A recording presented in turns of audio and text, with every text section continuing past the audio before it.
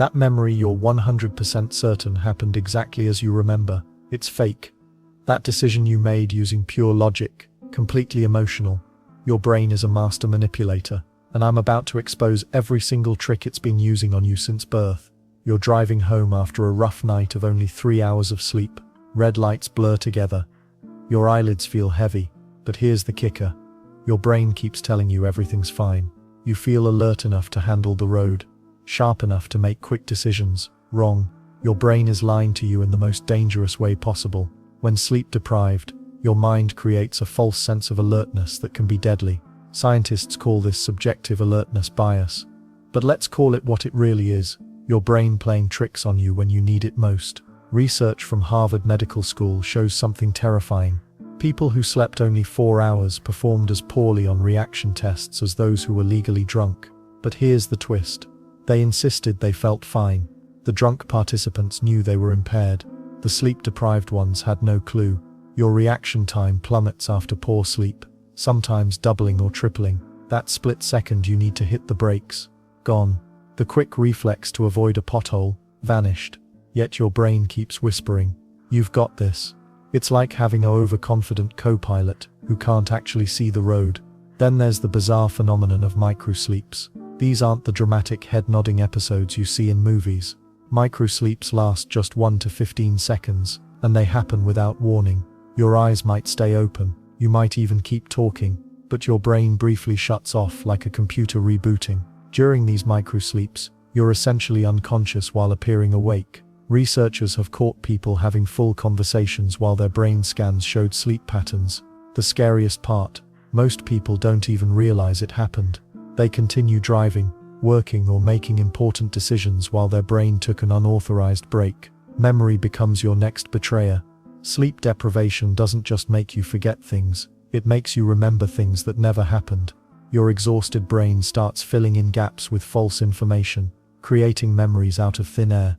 Studies show that after one night of poor sleep, people make significantly more memory errors. They'll swear they locked the front door when they didn't. They'll remember sending an email that's still sitting in their drafts. These aren't little slips, they're complete fabrications that feel absolutely real. The memory mistakes get worse with each sleepless night. Your brain starts mixing up timelines, combining different events into one false memory. You might remember having a conversation with your boss about a project. That discussion actually happened with your spouse about dinner plans. But here's what makes this truly dangerous. Most people dramatically underestimate their own tiredness. In sleep labs, researchers find that people consistently rate themselves as more alert than they actually are. The worse their sleep debt, the bigger the gap between how tired they feel and how impaired they really are. This isn't just stubbornness or wishful thinking. Sleep deprivation literally damages the parts of your brain responsible for self-awareness. The frontal lobe, which normally helps you accurately judge your own abilities, starts malfunctioning. It's like trying to use a broken thermometer to check if you have a fever. Your brain also starts playing games with time perception when you're tired. Minutes feel like hours during boring tasks, but complex activities seem to fly by in seconds. This warped sense of time makes it even harder to recognize how badly you're functioning. The cruel irony is that the more sleep-deprived you become, the less capable you are of recognizing your impairment. It's a downward spiral where your judgment about your judgment gets progressively worse. People who've been awake for 24 hours show the same confidence levels as those who are well rested, despite performing terribly on every cognitive test. Coffee makes this illusion even worse. Caffeine blocks the chemical signals that make you feel sleepy, but it doesn't actually restore the brain functions you've lost. You feel more awake while remaining just as impaired. It's like putting a band-aid over a broken bone. The pain might be masked, but the damage remains. Sleep researchers have found that people routinely overestimate their ability to function on little sleep by about 40%. They think they're operating at 80% capacity when they're really running at 40%. That's not a small miscalculation, it's a massive blind spot that affects every decision they make. The most chilling part, this false confidence peaks during the most dangerous times. Late at night, when your body should be sleeping, your brain often provides a temporary burst of alertness. This second wind feels like proof that you're fine, but it's actually your stress hormones kicking in as a last-ditch effort to keep you functional. Yet there's something even stranger than feeling alert when exhausted. Sometimes our minds play tricks with our memories themselves, changing them in ways we never notice. Every night when you fall asleep, your brain does something pretty sneaky. It takes your memories and starts tinkering with them. Like a movie editor who can't help but change scenes, your sleeping mind rewrites your past without asking permission. You probably think your memories work like video recordings. Pop one in, hit play, and watch exactly what happened. Wrong. Your brain treats memories more like rough sketches that get redrawn every single time you remember them. Each time you recall that embarrassing thing from high school, or your first kiss, you're actually changing the memory slightly. The original gets painted over with new brushstrokes. Sleep makes this even weirder. While you're unconscious, your brain decides which details to keep and which ones to toss in the trash. That conversation you had yesterday, your sleeping brain might delete the part where you stumbled over words, but keep the part where you sounded brilliant. Or it might do the opposite depending on your mood and stress levels. Here's where it gets really wild. Sometimes your brain fills in gaps with completely made-up details. You wake up remembering something that never actually happened. These false memories don't feel fake at all. They feel as real as anything else in your head. Your brain presents them with the same confidence as genuine experiences. Scientists have proven this by showing people doctored photos of their childhood. Within weeks, many subjects developed detailed memories of events that never occurred. Their brains took the fake image and built an entire story around it, complete with emotions and sensory details. Sleep helped cement these fictional memories, making them feel authentic. The reconstruction happens during different sleep stages. During light sleep, your brain sorts through the day's events like a librarian organizing books. But during REM sleep, things get creative. Your brain starts connecting random dots, linking memories that have nothing to do with each other. A conversation with your boss might get mixed up with a scene from a movie you watched, creating a hybrid memory that feels completely real. Then there's the emotional filter. Sleep doesn't just change what you remember, it changes how you feel about those memories. A mildly annoying situation might transform into a traumatic experience after a night of bad sleep, or a stressful day might seem funny and manageable after good rest. Your emotional state during sleep literally rewrites the emotional tone of your memories. Memory researchers have discovered something disturbing. Confident people make more memory mistakes. The more certain you feel about a memory, the more likely it is to be wrong. Sleep amplifies this confidence trick. You wake up absolutely sure about details that your brain invented during the night. Your sleeping brain also plays favorites with memories. It tends to strengthen memories that match your current beliefs and weakens ones that contradict them. This means your past gradually becomes more consistent with who you think you are now, even if that's not how things actually happened. It's like your brain is writing a cleaner version of your life story every night. Stress hormones during sleep affect which memories survive the nightly editing process. High stress makes your brain hold on to negative memories while letting positive ones fade. Poor sleep quality makes this worse, turning your memory into a highlight reel of everything that went wrong. The most unsettling part, you have no idea this is happening. Every morning you wake up with what feels like the same memories you had before bed. The changes are subtle enough that you never notice them. Your brain covers its tracks perfectly. This explains why eyewitness testimony is so unreliable. Two people can witness the same event and remember completely different versions after just one night of sleep. Their brains reconstruct the scene differently, adding details that support their initial impressions while erasing contradictory evidence. Even more bizarre, sometimes your brain creates memories of things you only imagined, that vacation you spent hours planning but never took. After enough mental rehearsal and a few nights of sleep, your brain might file it under experiences I actually had. The line between imagination and memory gets blurrier every time you sleep. Memory consolidation during sleep also explains why studying right before bed works so well. But there's a catch. Your brain might improve what you learned, making it more organized than it actually was. Students sometimes wake up thinking they understand concepts better than they do because their sleeping brain cleaned up the messy parts. The strangest part is that forgetting might actually be the main point of sleep. Your brain seems to use sleep time to delete unnecessary information, not just preserve important stuff. Most of what happened to you today will be gone within a week. Sleep is like a delete key that your brain hits automatically. But here's what really messes with your head. If your memories change every night and you can't tell when they're wrong, how do you know who you really are? Your entire sense of self is built on memories that your brain keeps rewriting. Every morning you wake up as a slightly different version of yourself, carrying edited stories that feel completely authentic. Speaking of things that feel authentic when they shouldn't, Let's talk about what happens when your sleeping brain creates entire worlds that seem absolutely real. Your brain during dreams becomes a master magician, creating experiences so vivid they feel more real than your actual bedroom. The electrical activity in your dreaming brain matches the intensity of being wide awake, sometimes exceeding it. Neural pathways fire with the same patterns they would if you were actually running, falling, or having that awkward conversation with your high school crush. But here's where things get fascinating. Your visual cortex lights up like a Christmas tree during REM sleep, generating images without any light hitting your retinas. The sensory regions of your brain activate as if you're truly touching, hearing, and seeing everything in the dream world. Your brain manufactures these sensations from scratch, yet they feel completely authentic in the moment. The emotional centers of your brain go into overdrive during dreams. The amygdala, your brain's alarm system, becomes hyperactive while the prefrontal cortex, responsible for logic and critical thinking, essentially takes a coffee break. This creates the perfect storm for accepting the impossible as normal. Flying through the air? Sure, why not? Having a deep conversation with your deceased grandmother seems perfectly reasonable at 3 a.m. Well, this explains why dream logic feels so convincing while you're experiencing it. Your brain's reality-checking system is offline, making even the most bizarre scenarios feel plausible. You might find yourself calmly accepting that your childhood home has suddenly sprouted an extra floor, or that you're late for an exam in a subject that doesn't exist.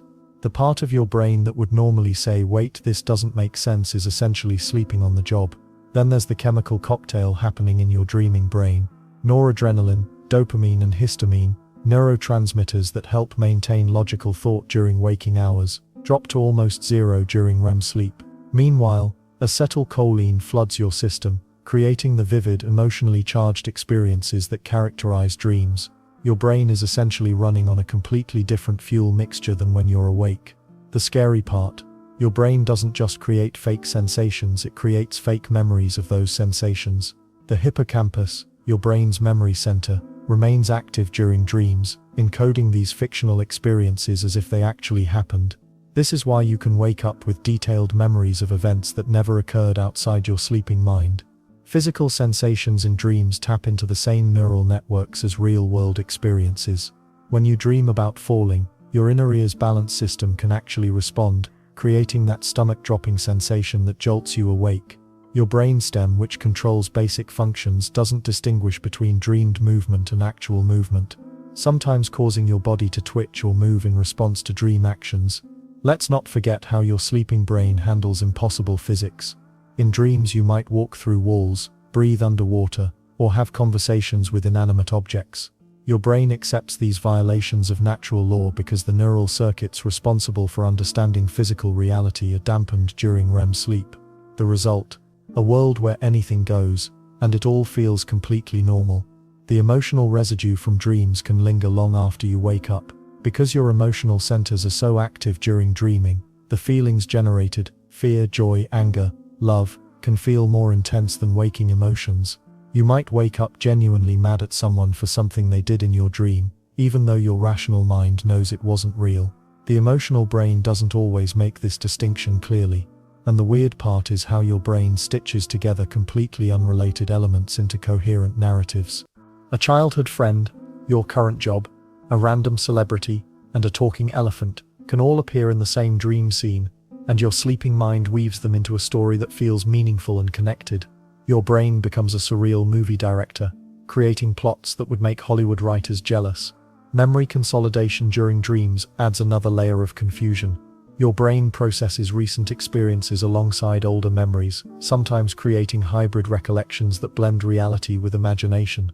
You might dream about having dinner with a friend, incorporating real elements from your actual relationship while adding completely fictional details that feel equally authentic. The timing of REM sleep cycles also affects how real dreams feel. The longest, most vivid dreams occur in the early morning hours when REM periods are most extended. This is when your brain has the most time to create elaborate, detailed dreamscapes that can feel like entire lifetimes compressed into minutes. Your dreaming brain essentially becomes a virtual reality simulator that's so convincing you don't question its authenticity until you wake up. The same neural machinery that processes real-world experiences operates during dreams, creating sensations that are neurologically indistinguishable from reality while you're experiencing them. But what happens when your brain's deception extends beyond individual dreams? Sometimes the confusion between sleeping and waking experiences creates an even more troubling problem that most people never realize is happening to them. Here's the thing about chronic sleep debt: your brain becomes a master of deception. It quietly adjusts your baseline for what normal feels like, then convinces you everything's fine. Meanwhile, your actual performance crumbles without you realizing it. Most people think they adapt to less sleep over time. Wrong. What actually happens is far more sneaky. Your brain stops sending clear fatigue signals after a few weeks of poor sleep. The constant grogginess fades into background noise. You start believing you've gotten used to it when really you've just lost the ability to notice how impaired you are. Scientists tested this by tracking people who slept only 6 hours per night for 2 weeks. By day 14, these sleep-deprived participants insisted they felt fine. They rated their alertness as normal, but their reaction times, slower than someone legally drunk. Their memory scores, terrible. They couldn't see it happening to themselves. The scariest part isn't that performance drops, it's that self-awareness vanishes first. Sleep loss creates a blind spot in your own judgment. You become the last person to notice you're struggling. Colleagues might see you making more mistakes. Friends might notice you're more irritable. But you think everyone else is overreacting. Then there's the just one more episode trap that keeps millions awake. Your tired brain loses its ability to make smart long-term decisions. Late at night, scrolling through social media for just 5 more minutes seems reasonable. Your sleep-deprived mind can't properly weigh immediate pleasure against tomorrow's consequences. This isn't willpower failure, it's neurological impairment masquerading as choice. Sleep debt accumulates like interest on a credit card, except your brain hides the growing balance. Miss an hour of sleep Monday night, your cognitive function drops slightly Tuesday. Stay up late Tuesday. Now you're carrying 2 hours of debt, but feeling maybe 20% worse instead of the 40% you should. The brain dampens the pain signals to keep you functional, but the damage keeps building underneath. Professional drivers provide a chilling example of hidden impairment. Many truckers and cab drivers report feeling alert right before accidents caused by micro-sleeps, those brief involuntary lapses where your brain shuts down for seconds without warning. Security camera footage shows people falling asleep mid-conversation, then snapping awake with no memory of the gap. They genuinely believe they stayed conscious the entire time. Your brain also starts borrowing from tomorrow's energy reserves when chronically sleep-deprived. Ever notice how you can push through exhaustion during busy periods, then crash hard when things slow down? That's not recovery, that's your nervous system calling in debts. The energy you thought you had was actually stolen from future days. Memory formation becomes particularly unreliable under chronic sleep loss, but in ways you won't notice. Instead of forgetting things obviously, you start creating false confidence in incorrect memories. You'll swear you locked the door or sent that email, when you actually didn't. The sleep-deprived brain fills in gaps with plausible fiction, then marks these fabricated memories as definitely happened. Well, here's where it gets really weird. People often feel more alert during the day after terrible sleep than after mediocre sleep. Why? Because severe sleep deprivation triggers emergency stress hormones that create artificial energy. Moderate sleep loss doesn't activate these same rescue systems, leaving you feeling the full weight of tiredness. This tricks people into thinking they function better on 4 hours than 6 hours of sleep. Chronic sleep debt also rewires your emotional responses in hidden ways. Small annoyances start feeling like major crises. Simple decisions become overwhelming. But since this happens gradually over weeks or months, you don't connect the dots. You just think life got more stressful, or people got more annoying. The real culprit, accumulated sleep loss, remains invisible. The most dangerous part: sleep debt makes you overconfident in risky situations. Tired people consistently overestimate their driving ability, their attention spans, and their decision-making skills. They take on challenging tasks they would normally avoid when well rested. This false confidence appears strongest in people who've been sleep-deprived the longest. Your brain's sleep debt denial system evolved for good reasons. If our ancestors couldn't function during famines or threats that kept them awake for days, they'd die. So our brains learn to mask fatigue symptoms and keep us moving. Unfortunately, this ancient survival mechanism now works against us in a world where chronic sleep loss comes from Netflix and smartphones rather than life or death emergencies. Breaking through this self-deception requires outside perspective. Sleep studies reveal that people rate their performance much higher than objective tests show. Friends and family often notice cognitive changes weeks before the sleep-deprived person does. The brain's own assessment system becomes the most unreliable gauge of how sleep loss affects you. But even when you think you understand your sleep needs, your mind plays other tricks. The relationship between what you remember from sleep and how rested you actually are creates its own layer of confusion. Your brain never really switches off. While you're lying there, thinking you're getting peaceful rest, something incredible is happening upstairs. The idea that sleep is passive, that's one of the biggest myths your mind plays on you. During REM sleep, your brain burns through energy like a race car. Scientists hook people up to machines and watch their brain activity spike to levels that match being wide awake. Sometimes it's even higher. All those neurons are firing, creating electrical storms that would make a lightning bolt jealous. Yet there you are, completely still, convinced you're doing nothing. Here's where it gets weird. Your brain cycles through different stages all night long, each one busier than the last. Light sleep feels gentle, but even then, your neurons are chatting away, processing the day's information. Then comes deep sleep, where your brain decides to do some serious housekeeping. It's flushing out toxins, filing away memories, and basically giving your grey matter a deep clean. But REM sleep, that's when things go absolutely wild. Your brain starts firing signals so rapidly that it looks like you're solving complex math problems or running a marathon. The electrical activity resembles someone who's fully alert and engaged. Meanwhile, you're dead to the world, probably dreaming about flying or showing up to school in your underwear. The contrast is mind-blowing. Then there's the memory work happening behind the scenes. While you think you're just lying there, your brain is busy deciding which memories to keep and which ones to toss. It's strengthening important connections and weakening useless ones. Think of it as your personal librarian working the night shift, organizing everything so you can find what you need tomorrow.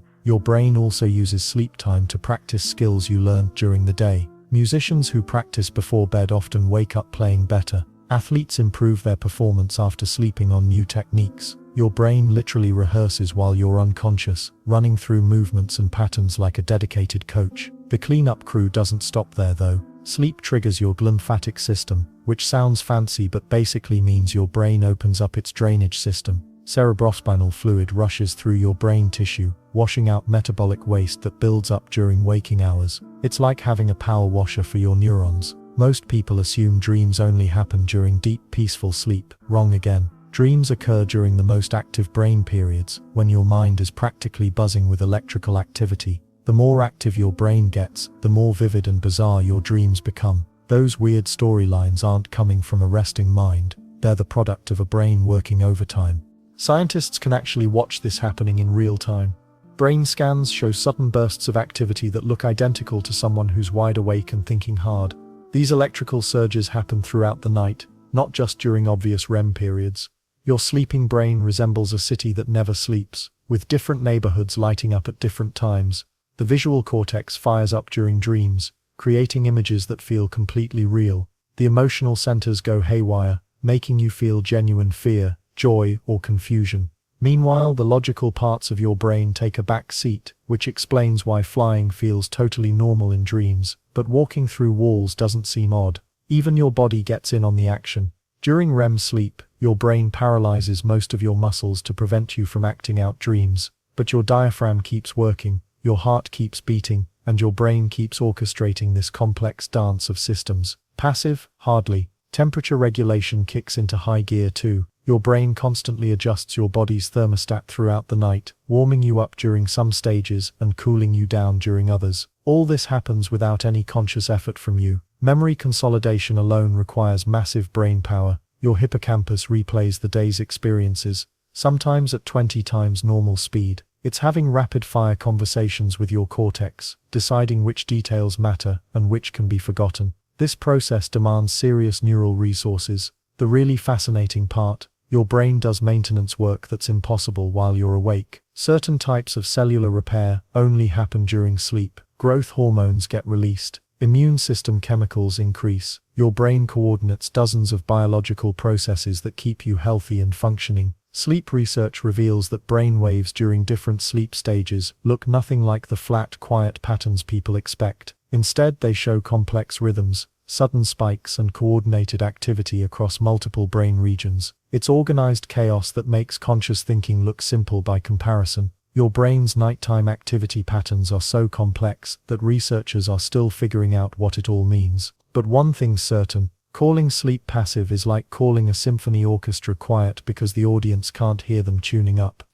But here's what really messes with your head. While all this intense brain activity is happening, something strange occurs with how you experience time itself during these active periods. Ever notice how a 5-minute dream can feel like it lasted 3 hours? Your brain's internal clock becomes a complete mess during sleep, and the effects ripple into your waking life in ways you probably never realized. Time perception relies on a complex network of brain regions working together, but when you're asleep, this system goes haywire. The prefrontal cortex, which normally helps track time passing, becomes less active during REM sleep. Meanwhile, your hippocampus fires in strange patterns, creating a warped sense of duration that makes dream events feel impossibly long or weirdly compressed. Here's where it gets trippy. Scientists have monitored people's brain waves and eye movements during sleep, then woken them up to ask about their dreams. A REM period lasting just 7 minutes produced dreams that subjects swore went on for hours. They described elaborate adventures, long conversations and complex scenarios that would take forever to live through in real life. The brain essentially creates its own time zone during dreams, and logic has no say in the matter. Then there's the guessing game that happens when you wake up naturally. Without checking a clock, how accurately can you estimate how long you've been asleep? Most people are terrible at this. Sleep researchers have found that after a full night's rest, people's estimates can be off by hours. Someone who slept for 8 hours might guess they got 5, while another person who only managed 4 hours of broken sleep might insist they slept like a baby for 9 hours straight. Sleep deprivation makes time perception even weirder during waking hours. While when you're exhausted, minutes crawl by like molasses. That boring meeting feels eternal. The commute home stretches on forever. Your brain's ability to judge time intervals becomes as reliable as a chocolate teapot. Research shows that sleep-deprived people consistently overestimate how long tasks take and underestimate how much time has passed during waiting periods. But wait, there's more strangeness. Dream sequences rarely follow logical time patterns. You might dream about being late for a childhood exam, then suddenly you're at your current job, then boom, you're having dinner with someone who died years ago. The brain jumps between time periods like a broken movie projector, yet while dreaming, this chaos feels perfectly normal. Your sleeping mind doesn't question why you're simultaneously 5 years old and 35, or why it's somehow both morning and midnight in the same dream scene. Memory researchers have discovered something fascinating about dream time recall. When people try to remember the order of events from their dreams, they often get the sequence completely backwards. What felt like the beginning might have actually been the end. That dramatic dream climax you remember so vividly, it probably happened in the first few minutes of REM sleep, not the grand finale your brain insists it was. The hippocampus, your brain's master timekeeper for memories, processes information differently during sleep. It creates these bizarre temporal loops where recent experiences get mixed with old memories in impossible timelines. You might dream about using your smartphone to call your great-grandmother, who died before cell phones existed. The emotional significance of memories seems to matter more than their actual chronological relationship. Let's not forget how nighttime thinking warps your perception of future time. Problems that seem urgent and overwhelming at 2 a.m. often shrink back to normal size by morning. Your brain's frontal lobe, responsible for rational planning and time perspective, doesn't function at full capacity when you're tired. This is why late-night worries about tomorrow's presentation feel apocalyptic, but the same presentation seems manageable after a good night's sleep. Even more bizarre is how your brain handles time during those weird in-between states. Ever experience that falling sensation just as you're drifting off? That hypnic jerk can be accompanied by a strange time distortion where you feel like you've been lying there for hours, when in reality only minutes have passed since your head hit the pillow. Sleep paralysis creates perhaps the most disturbing time distortions of all. People report feeling trapped in their bodies for what seems like an eternity, unable to move or speak. These episodes typically last only a few minutes, but the terror and helplessness stretch those moments into what feels like hours of captivity. The weirdest part about all these time distortions, your brain doesn't just mess with time during sleep, it actively hides this confusion from you. You wake up with false confidence about dream duration, sleep quality, and even how tired you actually are. Understanding how sleep scrambles your internal clock explains a lot about why you might feel groggy, disoriented, or emotionally off balance after poor sleep. Your brain isn't just tired, it's temporarily lost its ability to properly sequence and timestamp experiences. And speaking of your brain hiding things from you, there's something even more unsettling it does while you sleep. Your brain plays the ultimate game of hide and seek with itself every single night, and you're both the hider and the seeker, except you don't even know you're playing. Right now there are thoughts bouncing around in your head that you're not fully aware of, worries you haven't named yet, fears you've pushed down so deep they feel like they've disappeared. But here's the thing about buried emotions, they don't actually go anywhere. They just wait for the perfect moment to resurface. Usually when your mental guards are down, sleep is when those guards clock out for the night. Your brain has this sneaky habit of protecting you from thoughts that might be too overwhelming to handle during the day. It's like having an overprotective friend who hides bad news from you,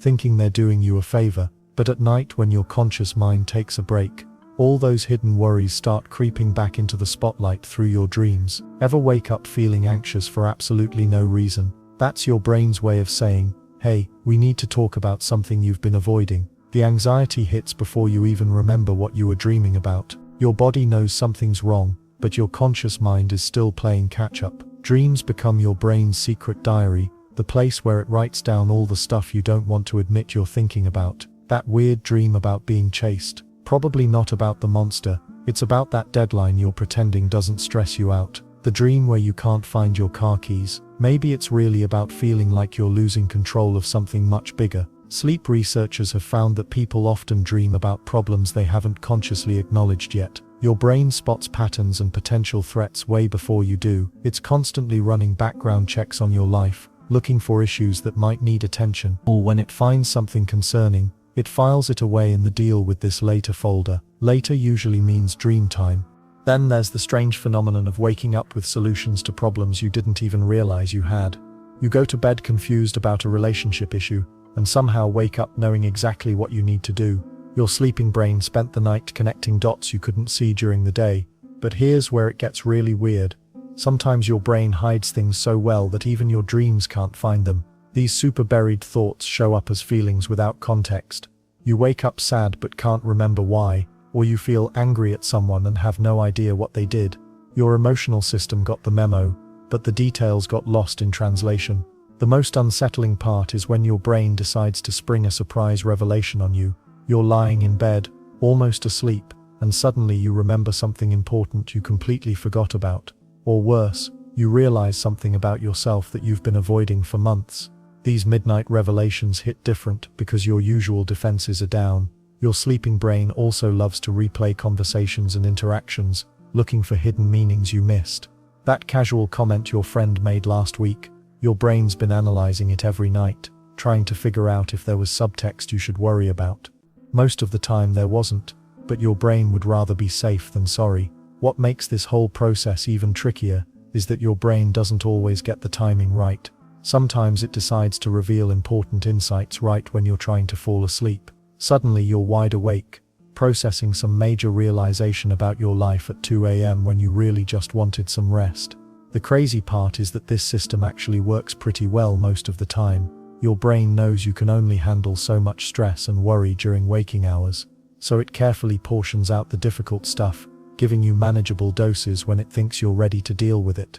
The problem is, it doesn't always coordinate with your sleep schedule. Sleep talking and sleep behaviors often reveal these hidden thoughts in the most embarrassing ways possible. People mumble about work stress they claim doesn't bother them. They act out dreams that expose fears they'd never admit to having. Your sleeping self is a terrible secret keeper. The weirdest part about keeping secrets from yourself is that deep down you usually know you're doing it. There's this nagging feeling that you're avoiding something important, but you can't quite put your finger on what it is. Your conscious mind knows there's a locked door somewhere, but it pretends not to see the key. Understanding this nocturnal game of mental hide and seek explains why sleep problems often get worse during stressful times. Your brain has more secrets to manage, more uncomfortable truths to sort through. The filing system gets overwhelmed. But what happens when these hidden thoughts start bleeding into your waking life in ways you don't expect? Or when your carefully separated dream world and real world start getting mixed up in your memory? Ever wake up from a dream so vivid you spent the morning questioning whether it actually happened? Your brain doesn't always keep perfect records of what's real versus what's imagined. That crystal clear conversation with your old teacher might have been last Tuesday's dream, not last week's coffee shop encounter. Dreams feel real because your brain processes them almost identically to waking experiences. The same neural pathways fire. The same emotional centers light up. Your mind doesn't stamp fake on dream memories when they're being formed. Instead, it files them away with the same storage system it uses for actual events. Sleep paralysis makes this confusion even trickier. Or when you're caught between sleep and waking, your body stays frozen while your mind starts running. People report seeing shadowy figures, feeling hands on their chest, or hearing voices. These experiences feel absolutely real because parts of your brain are genuinely awake and processing sensory information, but you're still partially dreaming. The scary part: your brain doesn't just mix up random dream events with reality, it specifically confuses the emotional ones. That argument with your boss that left you feeling awful might never have happened outside your sleeping mind, yet the hurt feelings stick around all day, making you treat your boss differently for reasons you can't quite remember. Then there's the problem of false memories that start in dreams. Your sleeping brain loves remixing real people and places into new scenarios. You dream about your childhood friend admitting something embarrassing, then months later you remember them telling you this secret. Your brain has rewritten history without asking permission. Scientists have found that people are surprisingly bad at distinguishing dream memories from real ones, especially when time passes. Give someone a week, and they might swear that dream conversation with their spouse actually happened. The emotional weight makes it feel more authentic than it really is. Sleep talking reveals another layer of this confusion. Some people confess genuine secrets while unconscious, blurting out information they'd never share when awake. Their sleeping brain treats dream scenarios as real enough to respond to honestly. Family members sometimes learn surprising truths this way, though the sleep talker has no memory of the confession. But here's what gets really strange. The emotions from dreams don't disappear when you wake up. Your brain processes dream feelings as legitimate experiences. Wake up from a dream where your partner cheated, and you might feel genuinely upset with them. The logical part of your mind knows it was just a dream, but the emotional part hasn't gotten the memo. Your brain also struggles with timing when it comes to dream versus reality confusion. Events that happened months ago can show up in last night's dream, then get remembered as recent real-life experiences. The mental timestamp gets scrambled. You might remember running into an old friend recently when that encounter was purely fictional, dreamed up by your sleeping mind.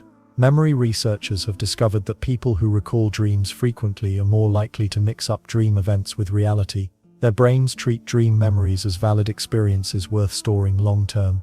The vivid dreamers often can't tell which memories came from sleep versus waking life when asked weeks later. The confusion works both ways too. Real events sometimes get dismissed as just dreams when they were actually genuine experiences. That late-night conversation with your roommate might get filed away as a dream because it happened when your brain was in a drowsy dream-like state.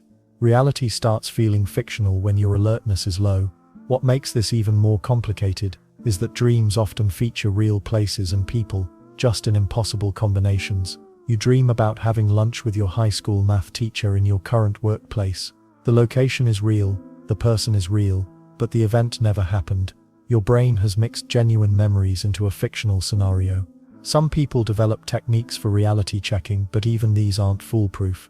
Looking at clocks or reading text works in movies, but real dream memories feel authentic because they've been processed through the same neural pathways as actual experiences. Your brain's filing system doesn't distinguish between lived experiences and dreamed ones. The emotional residue from dreams can influence real relationships and decisions. People report feeling angry at friends, suspicious of partners, or nostalgic for places they've never actually visited, all because of convincing dream experiences. These phantom emotions shape real-world behavior based on fictional events. Understanding this confusion between dreams and reality helps explain why eyewitness testimony can be unreliable and why people sometimes remember events differently than others who were present. Our brains are constantly blending real experiences with imagined ones, especially when sleep is involved. This mixing of dream and reality isn't a bug in the system though. While it can cause confusion, the blending actually helps your brain process emotions and experiences in creative ways.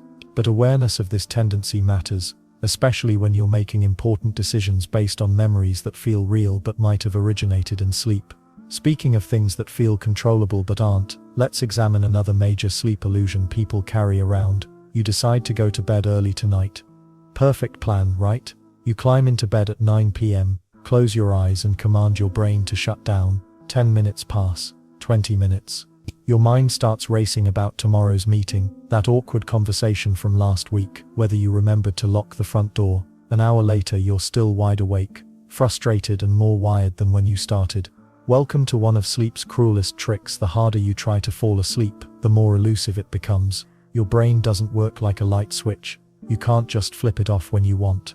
Sleep happens when your brain decides it's ready, not when you demand it. Think about it. When was the last time you successfully forced yourself to fall asleep? Probably never. The moments you drift off naturally are when you stop trying so hard. Scientists call this the effort paradox of sleep. The more effort you put into falling asleep, the more your brain stays alert and active. It's like trying to forget about a pink elephant. The harder you try not to think about it, the more it dominates your thoughts. Your brain interprets your determination to sleep as a sign that something important is happening, so it stays vigilant. Then there's the whole dream control fantasy that keeps people awake.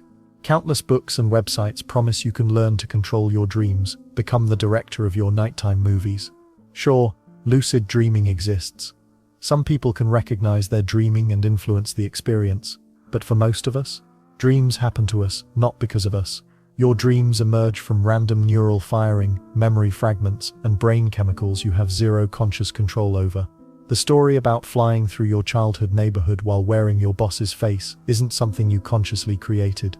Your brain cobbled it together from scattered neural signals while you were unconscious. Even people who practice lucid dreaming for years only achieve control occasionally, not nightly. But here's where it gets really interesting. Sleep follows a complex dance of hormones, brain chemicals, and circadian rhythms that operate completely outside your conscious control. Melatonin starts rising when your brain detects darkness. Your body temperature drops. Adenosine, that sleepy chemical that builds up all day, reaches critical levels. None of this happens because you will it to happen. Sleep apps love to promise they'll help you fall asleep faster. Download this, listen to that, track these metrics, and boom, better sleep guaranteed. Well, most sleep apps are digital snake oil. They might help you relax, which is nice, but they can't override your brain's natural sleep mechanisms. Some people swear by their sleep apps, but that's usually because having a routine helps, not because the app possesses magical sleep powers. The tracking obsession creates its own problems too. People lie in bed watching their sleep scores, stressing about their REM percentages, wondering why last night's deep sleep was only 18% instead of the optimal 20%. This turns sleep into a performance you're trying to ace, rather than a natural process you allow to happen. Let's not forget the anxiety spiral that kicks in around midnight. You start calculating how many hours of sleep you'll get if you fall asleep right now. 7 hours. Now 6.5. Now 6. Each calculation makes you more anxious, which makes sleep more elusive, which makes you calculate again. Your brain starts catastrophizing about how terrible tomorrow will be if you don't sleep immediately. What's fascinating is that this worry about sleep often causes more problems than actual sleep loss. People who accept occasional bad nights and don't stress about them recover faster and sleep better overall. Those who fight every moment of wakefulness often develop chronic sleep anxiety that persists long after the original sleep problem is gone. And the weird part is, your brain sometimes tricks you into thinking you had control when you didn't. You finally fall asleep after 2 hours of tossing and turning, and you convince yourself it was because you found the perfect sleeping position or cleared your mind just right. Really, your brain chemicals just finally reached the right levels for sleep to occur naturally. Professional athletes and performers know this secret. They don't try to force peak performance. They create conditions that allow it to emerge naturally. Same principle applies to sleep. You can't force it, but you can create an environment where it's more likely to happen. The control illusion extends to timing too. You might think you can train yourself to fall asleep at exactly 10:30 p.m. every night through sheer determination. But your circadian rhythm, stress levels, caffeine metabolism, and dozens of other factors influence when sleep actually arrives. Some nights you'll be ready at 10:15, others, not until 11:45. This illusion of control becomes especially obvious when people try to override jet lag through willpower alone. They land in a new time zone and attempt to force their brain to sleep at the correct local time. Meanwhile, their internal clock is screaming that it's 3 p.m. and time for a coffee break, not bedtime. But understanding you can't control sleep actually frees you from the pressure that keeps you awake. Which brings us to something even more deceptive about nighttime. Ever notice how a tiny problem feels like the end of the world when you're lying in bed at 2 a.m.? That argument with your friend suddenly becomes relationship-ending drama. The work presentation next week transforms into career suicide. Your bank balance looks like a one-way ticket to homelessness. Come morning, you wonder what all the fuss was about. Your brain isn't just playing tricks on you, it's following ancient wiring that turns nighttime into worry amplification hour. The same mind that handles daytime stress pretty well becomes a catastrophe factory once the sun goes down. Here's what's actually happening inside your head. As evening approaches, your cortisol levels, those stress hormones that help you handle problems during the day, start climbing. But unlike the helpful daytime version that sharpens your focus, nighttime cortisol creates a perfect storm of anxiety, without the problem-solving power to match. Think about the last time you had a big worry keeping you awake. Did you actually solve anything by thinking about it for 3 hours? Probably not. That's because your tired brain is fantastic at identifying threats, but terrible at finding solutions. It's like having a smoke detector that won't stop beeping but no fire extinguisher. The prefrontal cortex, your brain's CEO of logical thinking, starts clocking out when you're tired. Meanwhile, the amygdala, your fear center, stays wide awake and ready for action. It's essentially like having your panic button working overtime while your common sense takes a coffee break. But wait, there's more weirdness happening. Your brain's default mode network, which normally helps process information during rest, gets hijacked by negative thought loops when you're stressed. Instead of organizing your day's experiences in a helpful way, it becomes a broken record player stuck on your worst fears. Temperature plays a sneaky role too. Your core body temperature naturally drops as bedtime approaches, but stress hormones can interfere with this cooling process. When your body can't properly cool down, your brain interprets this as a sign that something's wrong. Cue the worry spiral. Then there's the isolation factor. During the day, you're surrounded by people, distractions and activities that provide perspective. At night, you're alone with your thoughts in a dark room. Your problems don't have competition for your attention anymore. They get the full spotlight treatment. Your memory system joins the midnight panic party too. Sleep deprivation makes your brain more likely to recall negative experiences while struggling to access positive ones. That embarrassing moment from 5 years ago, crystal clear, the compliment your boss gave you last week, nowhere to be found. The really cruel part is how your brain magnifies small problems by connecting them to bigger fears. A minor disagreement with your partner becomes evidence that you're unlovable. A single work mistake proves you're incompetent.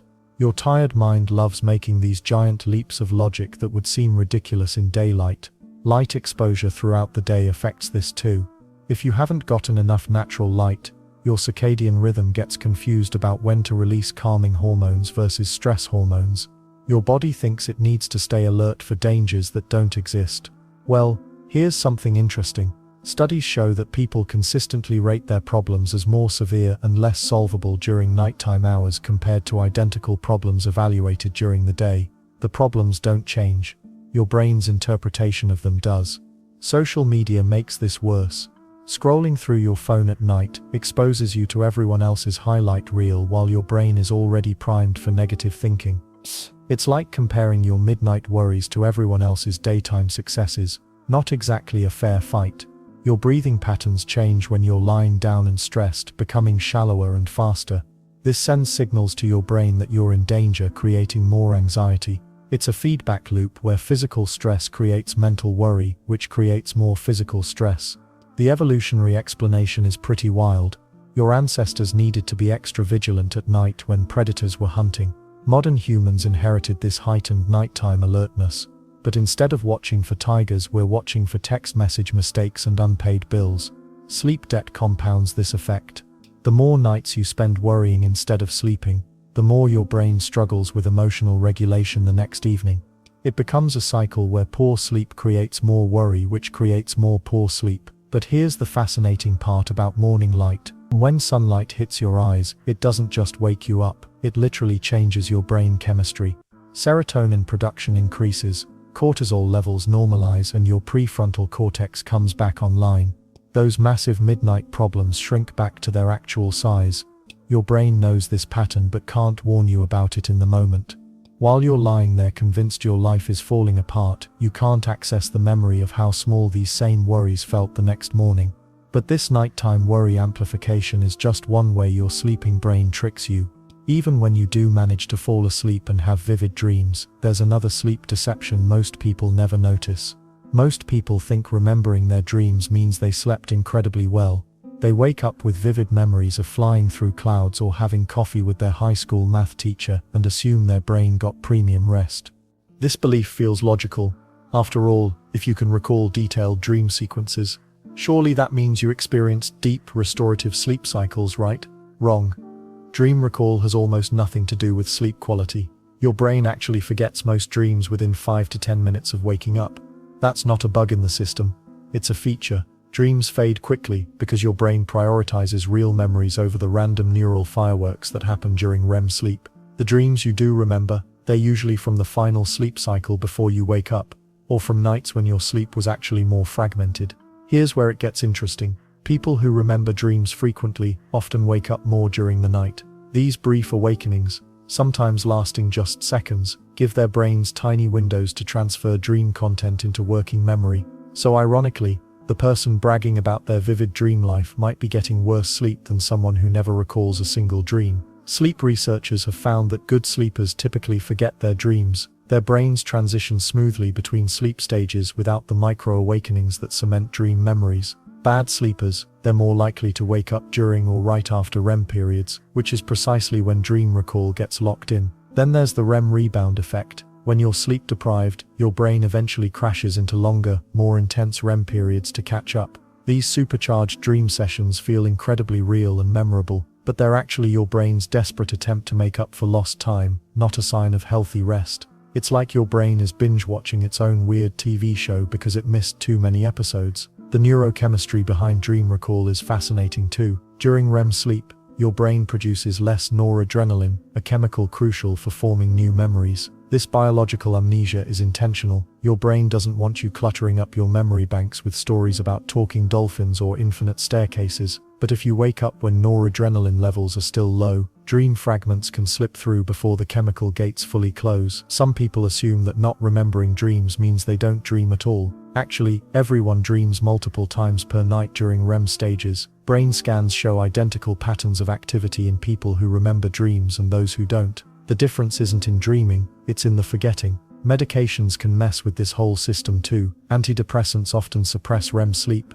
leading to fewer remembered dreams. When people stop taking these medications, they sometimes experience a flood of vivid dreams as their REM cycles normalize. This isn't better sleep, it's just their brain readjusting to normal chemical levels. Age plays a role as well. Older adults tend to have lighter sleep with more frequent awakenings, which increases dream recall. Meanwhile, deep sleeping teenagers might not remember dreams for weeks at a time. The teenager is probably getting much better rest, even though they can't tell you about any midnight adventures. Sleep disorders can also boost dream memories in misleading ways. People with sleep apnea often remember more dreams because their breathing problems cause frequent partial awakenings. Same with restless leg syndrome or chronic pain. These conditions fragment sleep just enough to increase dream recall while decreasing actual sleep quality. The cultural obsession with dream interpretation makes this confusion worse. When someone remembers a particularly strange or emotional dream, they often assume it must mean something important happened in their sleep.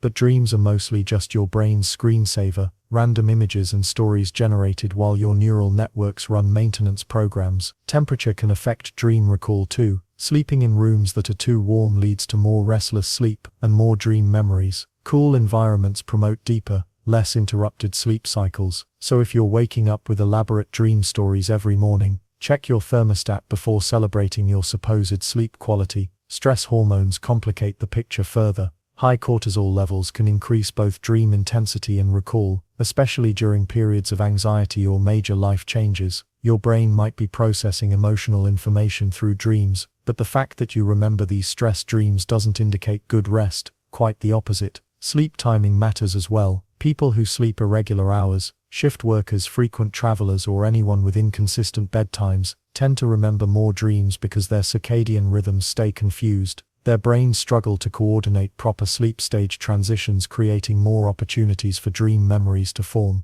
The bottom line, dream recall is like remembering the commercials during a movie. Just because you can recite every advertisement doesn't mean you enjoyed the film or absorbed the story properly. Your brain's nighttime job involves much more than the random movies playing in your head. But speaking of those random neural movies, there's something even stranger about how your sleeping brain creates these bizarre storylines from completely unrelated thoughts and memories. Your brain doesn't just dream randomly. Well, it sort of does, but there's method to the madness. Every night, your sleeping mind becomes a master storyteller, weaving together fragments from your entire life into bizarre movies that would make Hollywood directors jealous. The catch: these movies are created from whatever neural signals happen to be firing while you sleep. Scientists call this the activation synthesis theory. Basically, your brainstem starts randomly activating different parts of your brain during REM sleep. Your visual cortex lights up, memory centers start buzzing, emotional regions go wild. But here's where it gets interesting. Your brain refuses to accept this chaos as meaningless noise. Instead, it desperately tries to make sense of all these random signals by creating a story. Think about it like this. If someone showed you a random picture of a purple elephant, then immediately flashed an image of your third-grade teacher, followed by your childhood bedroom, your brain would somehow try to connect these things into a logical sequence. That's exactly what happens in dreams, except the pictures are coming from inside your own neural activity. The results are predictably weird. You'll dream about flying to work in a shopping cart while having a deep conversation with your deceased grandmother about calculus, a subject you failed in high school. Makes sense, right? Not really, but your dreaming brain thinks it's perfectly reasonable because it's just trying to string together whatever memories and sensations happen to be Then there's the day residue effect. Whatever occupied your thoughts during the day has a sneaky way of showing up in your dreams, but twisted beyond recognition. Spent the afternoon worried about a presentation. Don't be surprised if you dream about giving a speech while naked in front of your high school cafeteria. Your brain takes recent concerns and mixes them with old memories, creating storylines that feel emotionally familiar but logically impossible. But why does your brain bother with this elaborate movie-making process at all? Some researchers think it's memory consolidation in action. Your brain might be randomly sampling different memories and experiences, testing connections between them, and strengthening the important pathways. It's like your mind is conducting a massive filing system reorganization while you sleep, and dreams are just the weird side effect of watching this process unfold. The randomness explains why dream logic is so consistently illogical. Characters morph into other people mid-conversation, locations shift without warning. You can be in your kitchen one moment and suddenly find yourself in a medieval castle the next, and your dreaming mind just rolls with it. The brain's prefrontal cortex, the part responsible for logical thinking and reality checking, is essentially taking a coffee break during REM sleep. And the weird part is how emotionally convincing these random neural movies can be. You might wake up genuinely angry at your best friend because they betrayed you in a dream, even though the betrayal involved them stealing your ability to communicate with penguins. The emotional centers of your brain don't care that the storyline makes no sense. They're responding to the feelings generated by all that random neural firing. Memory fragments from decades ago can suddenly resurface in dreams, combined with yesterday's anxieties and tomorrow's plans. Your brain doesn't organize these by timeline or importance. It just grabs whatever's available and throws it into the mix. That embarrassing moment from middle school might get blended with your current job stress and that weird documentary you watched last week about deep-sea creatures. The activation synthesis process also explains why some dreams feel so vivid while others fade immediately. When more neural areas get activated simultaneously, the resulting movie becomes richer and more memorable. Less activation means a shorter, fuzzier dream that your waking brain can barely grasp. Let's not forget that your brain is essentially hallucinating these entire experiences. The visual scenes, the conversations, the physical sensations, none of it is actually happening, but your neural circuits are firing as if it were completely real. You're experiencing a full sensory movie created entirely from internal brain activity. Some people try to control their dreams through lucid dreaming techniques, but most of the time you're just along for the ride. Your brain is the director, producer, and entire cast of these nightly productions, and you rarely get to influence the script. These random neural movies, don't just entertain you while you sleep. They might also serve as a kind of emotional rehearsal system, letting your brain explore different scenarios and responses in a safe environment. Fighting monsters in dreams might help you process real-world fears, while flying dreams could be your mind's way of exploring feelings of freedom or escape. But here's what makes the whole process even more fascinating. Your brain doesn't just create random movies during sleep. It also decides which parts of these bizarre productions you'll remember when morning comes. And that selection process reveals some surprising truths about memory itself. Your bedroom might look pitch black when you turn off the lights, but your brain is still getting bombarded with more light than you realize. Even with your eyelids shut tight, tiny amounts of light sneak through and mess with your sleep in ways that would shock you. Scientists discovered something wild when they put people in completely dark rooms versus rooms with just a sliver of light coming through. The difference? People sleeping in total darkness had dramatically better sleep quality. Even when they couldn't consciously see any light at all, their brains were still detecting it. Your eyelids aren't blackout curtains, they're more like thin sheets that let light filter through. That little red glow from your alarm clock, your brain picks it up. The street light outside casting shadows through your blinds. Yep, your brain notices that too. Even moonlight can be bright enough to influence your sleep cycles. Then there's the stuff you might not think about. Phone chargers with LED indicators, cable boxes with bright blue displays, that tiny green light on your smoke detector. Your brain treats each one like a signal that says stay alert. These aren't just minor annoyances, they're actively working against your sleep. But here's where it gets really interesting. Your brain has special cells in your eyes that detect light even when you're not consciously seeing it. These cells don't care about helping you see shapes or colors. Their only job is to tell your internal clock whether it's day or night. They're incredibly sensitive and can pick up light levels way below what you'd normally notice. When these cells detect light during sleep hours, they send signals to suppress melatonin production. Melatonin is your brain's natural sleep hormone, the chemical that makes you feel drowsy and helps maintain deep sleep. Even small amounts of light can cut melatonin levels by up to 50%. That's like taking half your natural sleepiness away without realizing it. People often think they've adapted to sleeping with some light around. I'm used to it, they say. Wrong.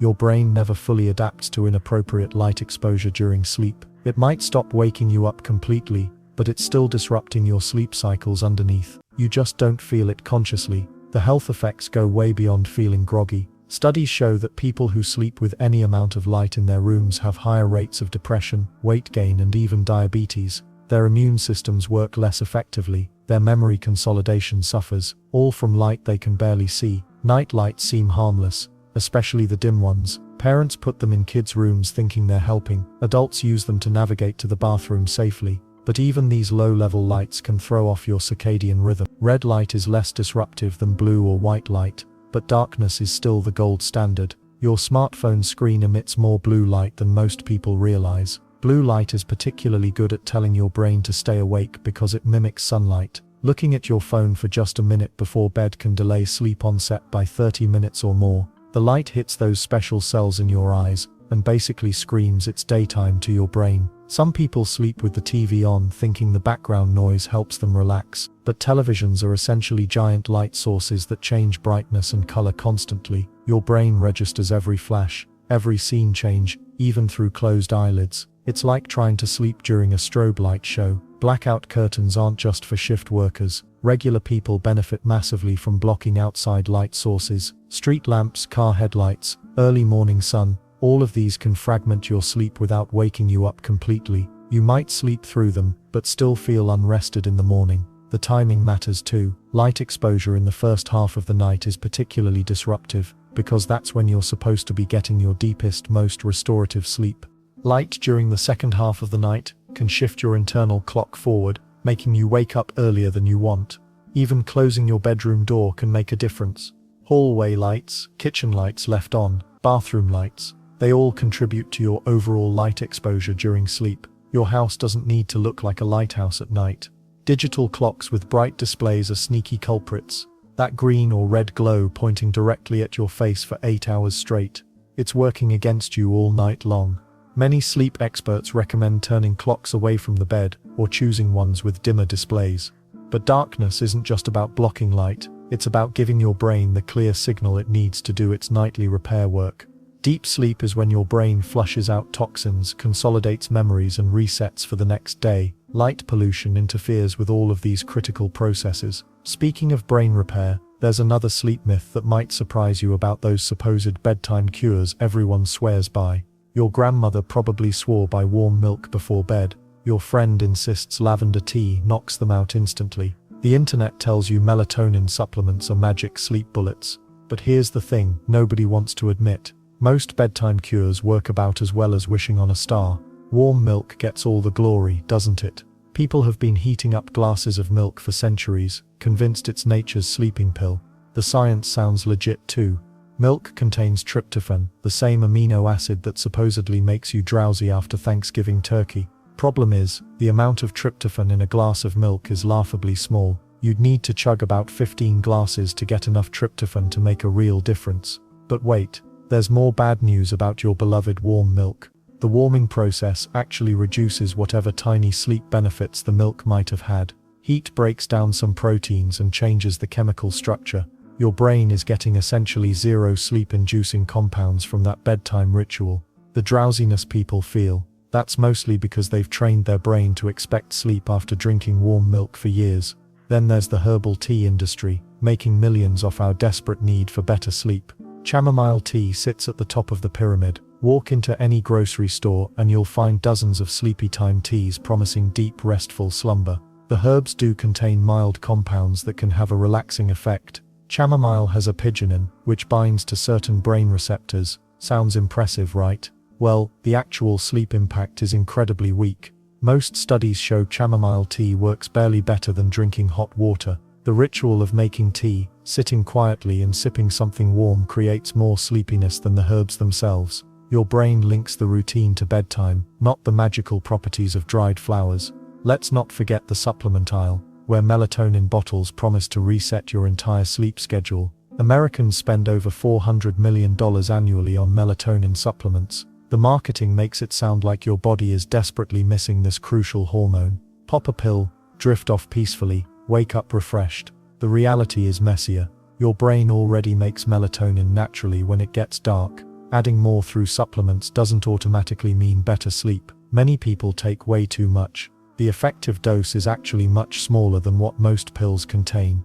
Taking 5 or 10 milligrams when you only need half a milligram can actually disrupt your natural melatonin production. But the weird part is how these cures sometimes do work, even when they shouldn't. Enter the placebo effect, one of the most powerful forces in sleep medicine. Your brain desperately wants to believe something will help you sleep better. When you drink that warm milk or swallow that herbal supplement, your expectation of sleepiness can actually make you feel drowsy. Studies have shown people sleeping better after taking completely fake sleep pills. Their brains were so convinced the pill would work that it actually did work. The expectation created real drowsiness. The belief became the cure. This isn't weakness or gullibility. It's your brain using the power of expectation to influence your body's chemistry. The supplement industry knows this. They package their products with soothing colors, relaxing imagery, and scientific-sounding ingredient lists. They're not just selling herbs or vitamins, they're selling the promise of better sleep. The more convinced you are that something will work, the more likely it is to actually help, even if the active ingredients do nothing. Some sleep aids work temporarily because they create a bedtime routine, not because of their chemical properties. Taking time to prepare a warm drink forces you to slow down. Sitting quietly while sipping tea gives your brain transition time. The ritual signals to your body that sleep is approaching. Remove the special ingredients and just keep the routine, and many people sleep just as well. True sleep improvement comes from boring, unsexy changes that nobody wants to sell you. Going to bed at the same time every night, keeping your bedroom cool and dark, avoiding screens before bedtime. These habits don't come in fancy packaging or promise instant results. They require consistency and patience. The sleep aid industry thrives on our desire for quick fixes. We want the magic pill or perfect drink that instantly solves our sleep problems. But your brain doesn't work that way.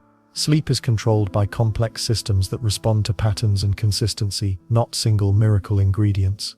Most people who swear by their bedtime remedies would probably sleep just as well with a placebo version. The power isn't in the warm milk or herbal tea. It's in the belief that something is helping them sleep better. Speaking of things that don't work the way we think, Let's talk about another sleep myth that might be sabotaging your rest without you realizing it. You might be making your bedroom too comfortable in all the wrong ways. Most people crank up the heat before bed, thinking warmth equals comfort. They pile on blankets, close windows, and set thermostats to cozy levels. It feels logical. Who wants to shiver while trying to fall asleep? But here's the twist: your brain doesn't want you to know that toasty bedroom is sabotaging your sleep in ways you'd never expect. Your body has a secret nighttime ritual. As bedtime approaches, your core temperature starts dropping. Not dramatically, but enough to signal your brain that sleep time is coming. This temperature dip isn't accidental. It's evolution's way of preparing your system for deep rest. When your bedroom fights against this natural cooling, you're basically telling your brain to stay alert. Studies show that rooms warmer than 68 degrees Fahrenheit mess with your sleep architecture. That's the fancy term for how your sleep cycles are organized. Your brain struggles to enter the deeper stages of sleep when it's battling excess heat. The result: you toss and turn more, wake up feeling groggy, and wonder why 8 hours in bed felt like 4. The science gets even weirder when you look at REM sleep specifically. This is when your most vivid dreams happen, and it requires precise temperature regulation. Your brain essentially turns off its thermostat during REM phases, making you temporarily cold-blooded like a lizard. If your room is too warm, your body can't manage this delicate process properly. Dream cycles get shortened or skipped entirely. Here's where it gets personal. Your hands and feet play a starring role in this temperature dance. Blood vessels in your extremities dilate before sleep to release heat from your core. Ever notice how your feet get warm right before you drift off? That's not random. It's your body's cooling system in action. Thick socks or heavy blankets can interfere with this natural heat release, keeping you awake longer than necessary. Then there's the humidity factor that most people ignore completely. Warm air holds more moisture, and stuffy bedrooms become breeding grounds for discomfort. You might not consciously notice the extra humidity, but your skin does. It makes you feel sticky and restless, even under light covers. Your brain interprets this as a reason to stay partially alert, ready to deal with whatever's making you uncomfortable. The irony deepens when you realize that feeling cold initially might actually help you fall asleep faster. That slight chill triggers your body's warming response, which involves releasing chemicals that promote drowsiness. It's like a biological domino effect. Cool room leads to warming response, leads to sleepy chemicals, leads to faster sleep onset. But wait, there's more. Your bedroom temperature affects. Air circulation becomes crucial in cooler environments. Stagnant warm air feels oppressive to your unconscious mind, while gentle airflow mimics natural outdoor conditions that humans evolved sleeping in. A ceiling fan or slightly cracked window can make the difference between restful sleep and a night of shallow dozing. Your brain also associates temperature changes with time of day. In nature, temperatures drop as night falls. Modern heating systems can confuse this ancient timing mechanism, making your internal clock think it's still daytime when you're trying to wind down. This explains why some people feel mysteriously alert in overly warm bedrooms, even when they're genuinely tired. The gender differences in temperature preference add another layer of complexity. Women typically feel colder than men due to different metabolic rates and blood circulation patterns. This leads to bedroom temperature negotiations that can affect both partners' sleep quality. The compromised temperature often ends up being too warm for optimal sleep for either person. Sleep researchers have found that even small temperature adjustments can have big impacts. Dropping your bedroom temperature by just 2 or 3 degrees might dramatically improve your sleep quality. Most people never experiment with this, because they assume comfort while awake equals comfort while sleeping. Wrong assumption. The clothing factor complicates things further. Heavy pajamas in a warm room create a double barrier to natural cooling. Your body works overtime trying to regulate temperature, using energy that should be devoted to restorative sleep processes. Lighter sleepwear, or even sleeping without clothes, allows for better temperature regulation and often leads to deeper sleep. Smart thermostats now offer sleep modes that automatically lower temperatures at bedtime, but most people don't use these features. They're missing out on technology that works with their biology instead of against it. The programmable cooling can help train your circadian rhythm to expect sleep at consistent times. The really sneaky part about warm bedrooms is how they create a feedback loop of poor sleep. You wake up tired, so you think you need more comfort the next night. You make the room even warmer, sleep even worse, and the cycle continues. Breaking free requires fighting against what feels intuitive. Yet even with all this temperature science, there's still another layer of bedroom misconceptions that can completely derail your sleep quality before you even think about adjusting the thermostat. Your phone buzzes at 11 p.m. The screen lights up, flooding your face with that familiar blue glow. You check one quick message, then another, maybe scroll through a few posts. No big deal, right? Just catching up before bed.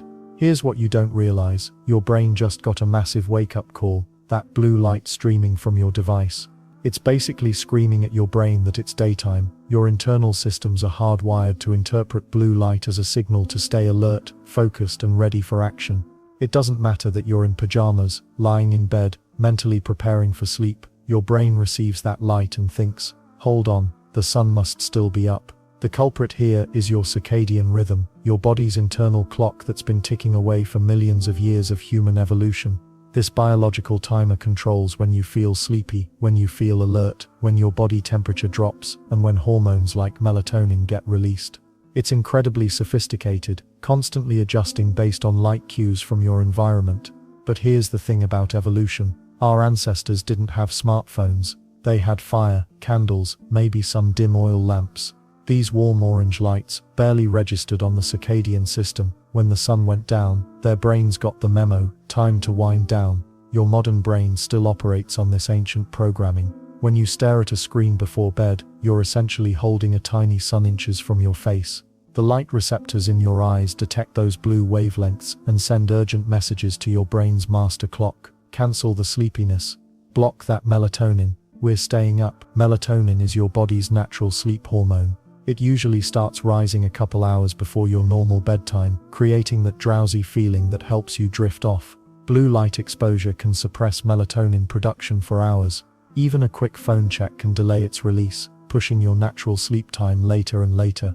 The trickiest part, you might not even notice this happening. You'll lie in bed wondering why your mind is racing, why you can't seem to turn off your thoughts, why sleep feels so elusive. Meanwhile, your circadian rhythm is completely confused, thinking it needs to keep you awake and ready for the daytime activities it assumes are coming. Then there's the shift work dilemma. People who work nights and sleep during the day never quite achieve the same sleep quality as those following natural light-dark cycles. Their bodies fight against sleeping when it's bright outside, even with blackout curtains and perfect conditions. Daylight seeping around window edges sends persistent wake-up signals that interfere with deep sleep stages. Jet lag works the same way but compressed into a more obvious time frame. When you fly across time zones, your internal clock stays stubbornly set to your original location. Your body insists it's time to be awake at 3 a.m. local time because back home it's actually afternoon. The confusion isn't just mental fatigue from travel. Your entire biological system is receiving conflicting information about what time it really is. What makes this even more fascinating is how precise your circadian timing actually is. Research shows that even tiny amounts of light can shift your internal clock. We're talking about light levels, so dim you might not consciously notice them. That little LED on your alarm clock, the glow from a streetlight outside, your brain registers all of it. Some people think they can outsmart their biology by using blue light blocking glasses or special screen filters. These help somewhat, but they're not magic bullets. Your circadian system responds to overall light exposure patterns throughout the day, not just evening screen time. Getting bright light in the morning and dimming things down at night works better than trying to hack your way around natural rhythms. The weirdest part might be how quickly your brain adapts to artificial lighting cues. Spend a few weeks with consistent late-night screen exposure, and your internal clock actually shifts later. You'll naturally start feeling tired later and wanting to sleep in longer. Your body assumes this must be your new normal schedule, but disrupting your circadian rhythm affects way more than just when you feel sleepy. Your body temperature, hormone production, digestion, and even immune function all follow circadian patterns. Mess with the master clock, and you're potentially throwing multiple biological systems out of sync. The solution sounds simple: avoid screens before bed, get morning sunlight, keep evenings dim. Yet most people struggle with this because modern life seems designed to fight against natural sleep rhythms. Speaking of fighting against natural patterns, there's another sleep myth that trips up millions of people every weekend. They think they can fix their weekday sleep problems with a simple strategy that actually makes everything worse. You wake up Monday morning feeling like you've been hit by a truck. Your eyes are heavy, your brain feels foggy, and even simple tasks seem overwhelming. But hey, the weekend is only 5 days away, right? You can catch up on sleep then. Sleep in until noon, maybe take a nap, and boom, you'll be back to normal. This thinking is everywhere. College students pull all-nighters knowing they can crash on Saturday. Parents sacrifice sleep during the week, but plan to recover when the kids visit grandma. Office workers burn the candle at both ends, convinced that 2 long weekend sleeps will fix everything. Well, your brain has some bad news for you. Sleep debt doesn't work like a bank account where you can make deposits to cover your withdrawals. When you lose an hour of sleep on Tuesday night, you can't just add an hour to Sunday morning and call it even. The damage is already done, and it's more permanent than most people realize. Scientists have put this weekend catch-up theory to the test, and the results are pretty brutal. They took people who slept only 5 hours a night during the week, then let them sleep as long as they wanted on weekends. Even after those marathon weekend sleep sessions, these people still showed slower reaction times, worse memory, and impaired decision-making. Their brains were operating like they were still sleep-deprived. But why doesn't extra sleep fix everything? Think about it this way. If you skip meals for 5 days, eating a huge feast on Saturday won't undo the metabolic stress your body went through. Sleep works similarly. Those lost hours create a cascade of changes in your brain chemistry, hormone levels, and cellular repair processes that can't be reversed with a single long snooze. Here's where it gets even weirder. That extra weekend sleep might actually make things worse. When you sleep until noon on Saturday and Sunday, you're essentially giving yourself jet lag without leaving your bedroom. Your internal clock gets confused about when it's supposed to be awake and when it should shut down. Monday morning rolls around, and now you're fighting both sleep debt and a disrupted circadian rhythm. The research shows that people who try to catch up on weekends often feel groggier on Monday mornings than people who maintain consistent sleep schedules. Even if those consistent sleepers get slightly less total sleep over the week, your brain craves predictability more than it craves those extra hours. Let's not forget what happens during those weekday sleep-short nights. Each time you skimp on sleep, your brain accumulates waste products that normally get flushed out during deep sleep phases. These toxins don't just disappear because you sleep longer later. Some of the damage sticks around, building up over time, like rust on metal. Then there's the memory problem. When you're sleep-deprived during the week, your brain struggles to form new memories properly. Information gets encoded poorly, or not at all. Sleeping extra on weekends can't magically restore memories that were never properly filed away in the first place. It's like trying to photocopy a document that was never written. There's nothing there to copy. The hormone situation gets messy too. Sleep loss throws off everything from cortisol to growth hormone to insulin sensitivity. While extra weekend sleep helps somewhat, it takes days or even weeks of consistent good sleep to fully reset these systems. 2 nights can't undo 5 nights of chaos. Naps can help fill some gaps, but they're more like band-aids than actual fixes. A 20-minute power nap might boost your alertness temporarily, but it won't restore the deep sleep stages you missed, or complete the full memory consolidation process your brain needs. It's better than nothing, sure, but it's not a cure. The most frustrating part: many people feel like their weekend catch-up strategy is working because they feel more rested on Sunday. But feeling better isn't the same as being fully recovered. Tests show that even when people feel refreshed after extra sleep, their cognitive performance still lags behind where it would be with consistent rest. Your brain is basically playing tricks on you again, making you think you've solved the problem when you've only masked some symptoms. The real kicker is that chronic weekend catch-up attempts can create a vicious cycle. You feel tired during the week, so you drink more caffeine. The caffeine stays in your system and makes it harder to fall asleep early, so you stay up late again. Weekend arrives, you crash, your schedule gets messed up, and the whole pattern repeats. But here's something that might surprise you about the connection between weekend sleep patterns and something even more sneaky your brain does with sound. You think silence equals great sleep. Wrong, dead wrong actually. Most people assume the quieter their bedroom, the better they'll rest. Makes sense, right? No distractions, no interruptions, just peaceful nothingness. But your brain doesn't work that way. It's way more complicated than you think. Here's what actually happens when you sleep in complete silence. Your brain becomes hyper-aware of every tiny sound. That barely audible creak from the floorboard sounds like a gunshot. The refrigerator humming 3 rooms away might as well be a freight train.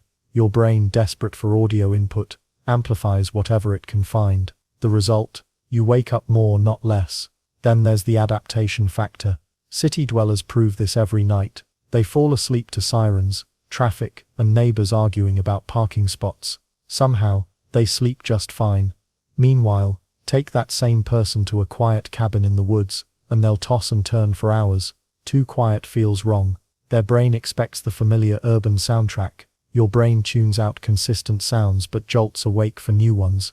This is called auditory habituation, and it's been keeping humans alive for thousands of years. That constant hum from your air conditioner, your brain learns to ignore it completely. But the moment something unusual happens, a car door slamming, a dog barking, boom, you're awake. Your brain treats unexpected sounds as potential threats. White noise actually helps many people sleep better than silence. Not because it's magical, but because it masks those random interruptions. Think of white noise as an audio blanket. It doesn't eliminate other sounds, it just makes them less jarring. Your neighbor's late-night Netflix binge gets buried under the steady whoosh of a fan or the gentle static from a sound machine. But here's where it gets weird. Some people need specific sounds to sleep well, not just any background noise, particular familiar sounds. Maybe it's the distant rumble of highway traffic, or the rhythmic ticking of a clock. These sounds become sleep triggers. Remove them, and sleep becomes nearly impossible. The consistency matters more than the volume. A steady, predictable sound at moderate volume beats perfect silence for most people. Your brain likes patterns. It relaxes when it can predict what's coming next. Random silence punctuated by sudden noises, that's sleep kryptonite. Let's not forget how silence can amplify your internal noise. In a perfectly quiet room, you hear your heartbeat, your breathing, maybe even blood flowing through your ears. Some people find this soothing, others, it drives them crazy. They become hyper-aware of their body's sounds and can't stop focusing on them. Their own pulse keeps them awake. Total silence can also make tinnitus worse. That ringing in your ears becomes more noticeable when there's nothing else to hear. People with tinnitus often sleep better with gentle background sounds that give their brain something else to process. Cultural differences play a huge role too. If you grew up in a busy household with siblings, pets, and constant activity, silence might feel lonely or unsettling. Your brain associates gentle household sounds with safety and comfort. Strip those away, and something feels off, even if you can't explain what. The timing of sounds matters as much as their presence. During the lighter stages of sleep, you're more likely to notice and react to sounds, but during deep sleep, you could sleep through a marching band. The key is getting to that deep sleep stage without interruptions. Sometimes a consistent, gentle sound helps you get there faster than absolute silence. Different sounds affect different people in completely opposite ways. Rain sounds relax some people, and make others anxious about flooding. Ocean waves put certain folks to sleep instantly, while others worry about tsunamis. Your brain's associations with specific sounds shape how they affect your sleep. There's no universal best sleep sound. The volume sweet spot is lower than you think. Even white noise or gentle sounds should be just loud enough to mask sudden interruptions, not loud enough to become distracting themselves. Most people set sleep sounds too loud, which can actually disrupt sleep cycles. And here's something most people never consider: your sleep sounds might be keeping your partner awake. What soothes you could be torturing the person next to you. Finding a compromise becomes its own challenge. Some couples end up using separate rooms just to manage their different sound preferences. Quality matters more than quiet when it comes to sleep. Consistent, appropriate background sound often beats silence. Your brain needs predictability, not perfection. But sound isn't the only thing people get wrong about their sleep environment.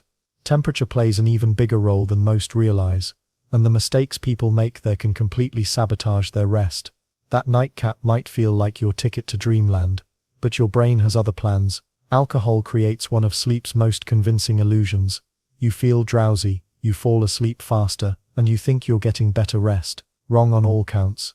Here's what actually happens when you drink before bed. Alcohol is a depressant, which means it slows down your central nervous system and makes you feel relaxed. Your eyelids get heavy, your thoughts get fuzzy, and sleep seems to come easier than usual. But this isn't real sleepiness, it's sedation. There's a massive difference between the two, though your brain can't tell them apart in the moment. The trouble starts about 3 to 4 hours after your last drink.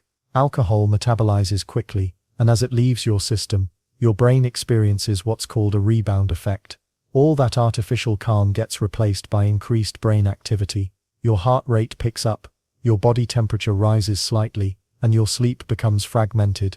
You might not even remember waking up multiple times, but your brain definitely does. Then there's the REM sleep problem. Alcohol suppresses REM cycles dramatically during the first half of the night. REM is when your most vivid dreams occur, and when your brain processes emotions and consolidates memories. Without enough REM sleep, you wake up feeling mentally foggy and emotionally off balance.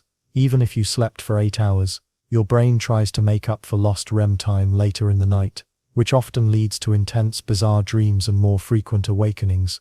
Deep sleep takes a hit too. While alcohol might knock you out initially, it prevents your brain from reaching the deepest, most restorative sleep stages. Deep sleep is when your body repairs tissues, strengthens your immune system, and your brain clears out metabolic waste. Miss out on this, and you'll feel physically drained the next day despite spending plenty of time in bed. Sleep architecture, the natural pattern of sleep cycles, gets completely scrambled after drinking. Normally you cycle through light sleep, deep sleep and REM sleep in roughly 90-minute intervals throughout the night. Alcohol throws this rhythm into chaos. You might get too much light sleep, not enough deep sleep, and fragmented REM periods that don't do their job properly. Regular nighttime drinking makes everything worse.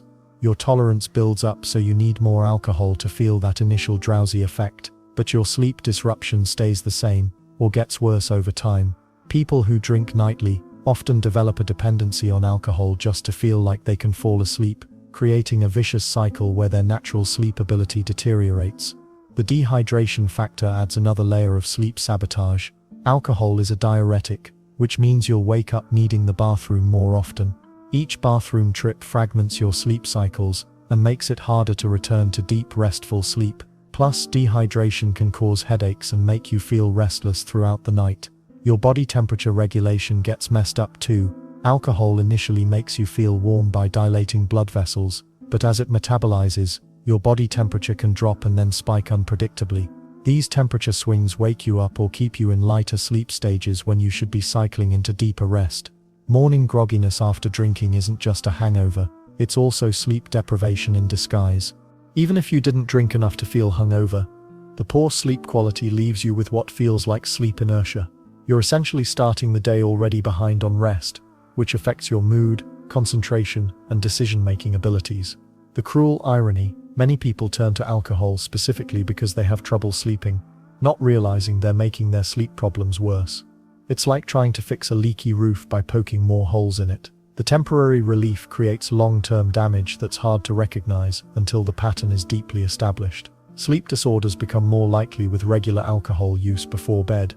Sleep apnea, restless leg syndrome, and chronic insomnia all have higher rates among people who drink nightly. Alcohol relaxes the muscles in your throat, making breathing interruptions more likely. It also affects neurotransmitters that regulate sleep-wake cycles, throwing off your natural rhythm. Recovery sleep after a night of drinking often feels unsatisfying too. You might sleep longer, but the quality remains poor. Your brain is still trying to restore normal REM and deep sleep patterns while processing the alcohol's lingering effects on your nervous system. What makes this particularly tricky is that alcohol's sleep disruption isn't always obvious. You fall asleep, you stay in bed for 8 hours, and you wake up at a normal time. The fragmented sleep and reduced sleep quality happen below your conscious awareness, leaving you wondering why you feel tired despite getting enough sleep. While we're talking about substances that trick your brain into thinking they're helping your sleep, there's another common culprit that might surprise you with how long it actually stays in your system.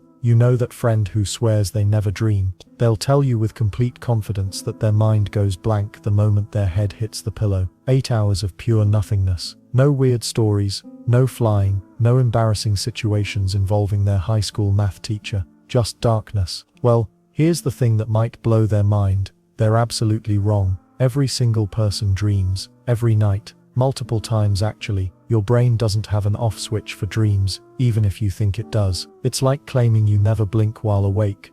Sure, you might not notice it happening, but your body keeps doing what it needs to do. The real mystery isn't whether people dream, it's why some folks remember their nightly brain movies, while others wake up convinced nothing happened at all. Scientists have dragged non-dreamers into sleep labs and hooked them up to machines that monitor brain activity. When researchers wake these people during REM sleep, the stage when dreams are most vivid, guess what happens? About 80% of them suddenly remember detailed dreams. All the stories pour out. Flying over their childhood neighborhood, showing up to work in pajamas, having conversations with celebrities they've never met. But here's where it gets really interesting. Wake that same person during a different sleep stage, and they'll go right back to claiming they don't dream. The dreams were there the whole time. Their brain just decided not to file them in the Remember This folder. Think about it like this. Your brain processes thousands of thoughts every day, but you only remember a tiny fraction of them. Dreams work the same way. Your mind generates these elaborate stories while you sleep, then promptly tosses most of them in the mental trash can before you wake up. And honestly, that's probably a good thing. Most dreams are incredibly boring or completely nonsensical. You spent 20 minutes dreaming about organizing your sock drawer or trying to use a broken elevator that somehow turned into a sandwich. Your brain is actually doing you a favor by filtering out this random noise. Forgetting dreams isn't a sign of bad sleep. It's often a sign of healthy sleep. But some people's brains are just better at dream recall. They tend to be lighter sleepers who wake up briefly between sleep cycles. Those micro-awakenings give their minds a chance to transfer dream memories from short-term to long-term storage. Heavy sleepers barrel through their sleep cycles without interruption, and their dreams vanish like morning mist. Then there's the medication factor. Certain antidepressants, blood pressure medications, and even some allergy pills can suppress dream recall. People taking these medications might have incredibly vivid dreams but wake up with zero memory of them. Their brain's filing system gets a bit scrambled by the chemical interference. Sleep position plays a role too. People who sleep on their backs tend to remember more dreams than side sleepers. Something about the blood flow to the brain changes based on how you're positioned. Wild, right? Age matters as well. Kids remember way more dreams than adults. Their brains are still developing those efficient filtering systems, so more dream content slips through the cracks. As we get older, we get better at forgetting, sometimes too good. Here's something that might surprise the non-dreamers even more. They probably do remember some dreams, but they dismiss them as random thoughts or brief moments of confusion upon waking. That fleeting image of your old house? That weird feeling that you were just somewhere else? Those are dream fragments trying to stick around. The brain is remarkably good at making dreams disappear within minutes of waking. Unless you actively try to remember them, maybe by keeping a dream journal or immediately telling someone about them. They fade faster than you can say snooze button. Some cultures actually consider forgetting dreams to be spiritually unhealthy, while others see dream recall as a distraction from waking life. But from a purely biological standpoint, both remembering and forgetting dreams are completely normal variations in how individual brains work. The people who insist they never dream aren't lying or broken. Their brains are just running a different software program when it comes to memory consolidation. They're getting all the benefits of REM sleep, the emotional processing, the memory formation, the brain maintenance, without the weird morning aftermath of trying to figure out why they were chased by a giant marshmallow. But what happens when your brain decides to hold on to those dreams? When the nightly cleanup process we rely on gets disrupted, and all that mental waste starts piling up, the consequences reach far beyond just remembering a few extra bizarre stories. Your brain is basically running a janitor service every single night. While you're dreaming about flying elephants or your high school math teacher, something incredible is happening inside your skull. The glymphatic system kicks into high gear. What's the glymphatic system? Think of it as your brain's personal cleaning crew. During sleep, this network of pathways opens up like floodgates. Cerebrospinal fluid rushes through your brain tissue, washing away cellular waste that builds up during the day. It's like a power wash for your neurons. Here's the crazy part. This cleanup system is 10 times more active when you're asleep compared to when you're awake. Your brain literally shrinks by about 20% during deep sleep, creating more space between cells. Makes sense, right? More room means better cleaning access. The waste being flushed out isn't just random junk either. We're talking about toxic proteins like beta amyloid and tau. These are the same proteins that clump together in Alzheimer's disease and other forms of dementia. Your nightly brainwash is literally protecting you from memory-destroying diseases. But here's where most people mess up badly. They think skipping sleep is no big deal because they feel fine the next day. Well, your brain doesn't feel fine. While you're chugging coffee and pushing through that all-nighter, toxic waste is piling up in your neural pathways like garbage during a sanitation strike. Research shows that just one night of poor sleep can increase beta amyloid levels by 5%. That might not sound like much, but imagine that accumulating over months or years. Your brain is essentially drowning in its own waste products. Then there's the repair work happening alongside all this cleaning. Deep sleep triggers the release of growth hormone, which helps repair damaged brain cells. Your neurons are literally healing themselves while you snooze. Blood flow increases to damaged areas. New connections form between brain cells. It's like having a construction crew fix potholes on the highway of your mind. Sleep also strengthens the blood-brain barrier, your brain's security system that keeps harmful substances out. When you're sleep-deprived, this barrier becomes leaky. Toxins that should stay out of your brain start seeping in. Inflammation increases. Your mental fortress becomes vulnerable. The timing matters too. Most of this heavy-duty cleaning happens during the deepest stages of sleep, particularly slow-wave sleep. This is when your brain waves are at their largest and slowest. Your breathing becomes regular. Your heart rate drops. Everything slows down except the cleanup crew, which goes into overdrive. People who consistently get less than 7 hours of sleep show measurably higher levels of brain toxins. Their glymphatic systems can't keep up with the daily accumulation of waste. It's like trying to empty a bathtub with a teaspoon while the faucet is running full blast. And the weird part is, you can't make up for lost cleaning time. Sure, you might feel more alert after catching up on sleep, but some of that accumulated toxic buildup doesn't just disappear. The damage compounds over time. Chronic sleep deprivation essentially turns your brain into a hoarder's house. Pathways get clogged. Communication between regions becomes sluggish. Memory formation suffers because the very networks responsible for learning are contaminated with cellular debris. Scientists have found that people who sleep poorly in middle age show more signs of brain atrophy decades later.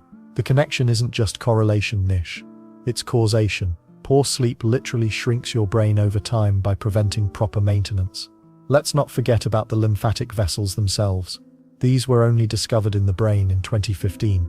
Before that, scientists thought the brain had no lymphatic system at all. Turns out we were missing a massive piece of the puzzle about how our most important organ maintains itself. The position you sleep in even affects how well this system works. Side sleeping appears to be optimal for lymphatic flow. Back sleeping is decent. Stomach sleeping, not so great for the brain drain. Age makes everything worse too. As you get older, your lymphatic system becomes less efficient. The channels don't open as wide. The flow becomes sluggish.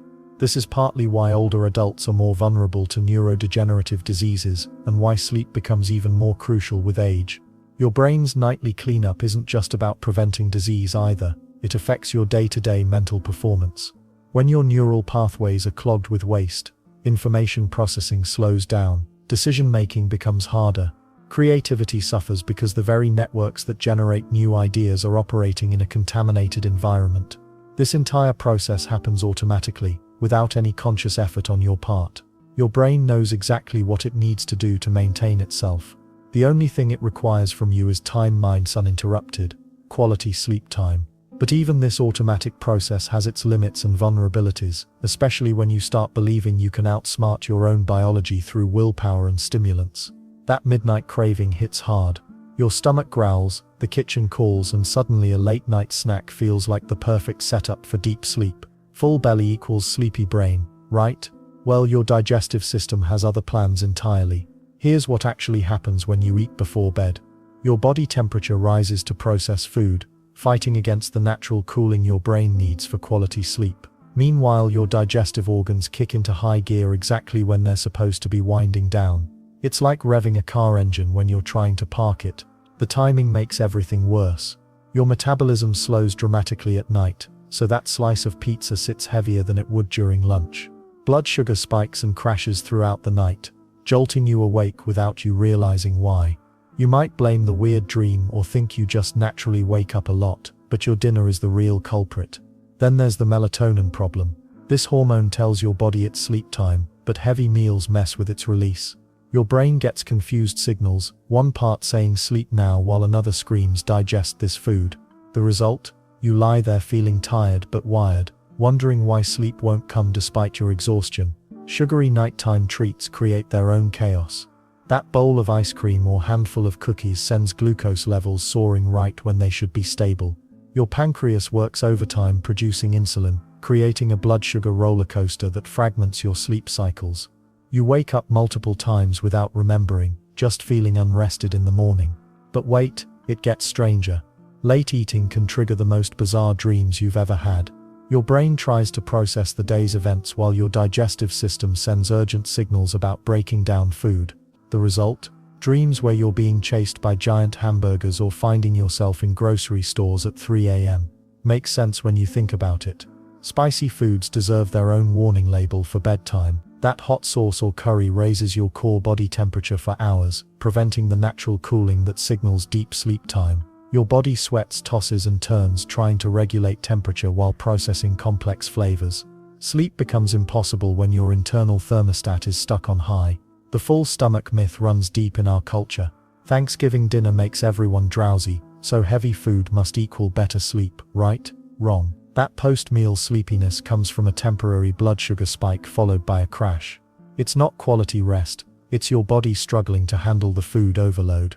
Let's not forget the acid reflux factor. Lying flat with a full stomach lets stomach acid creep up your throat, creating burning sensations that wake you up. Even if you don't fully wake, this discomfort fragments your sleep stages. You miss crucial deep sleep periods because your body is busy fighting heartburn.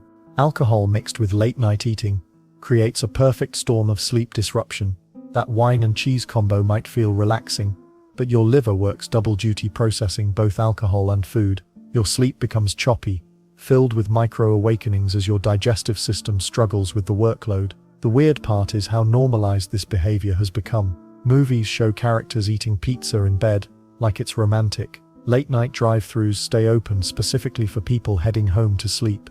We've created a culture that encourages the exact opposite of what our bodies need for rest. Your kidneys join the nighttime chaos too. Processing food requires extra water, making you wake up for bathroom trips. That innocent bedtime snack becomes a cycle of eating, drinking water to digest, then waking up to pee. Quality sleep gets chopped into fragments. Even healthy nighttime foods can backfire. That apple might seem innocent, but the natural sugars still spike blood glucose when your metabolism is slowest. Greek yogurt contains protein that takes energy to break down. Your body doesn't distinguish between healthy and unhealthy when it's trying to sleep.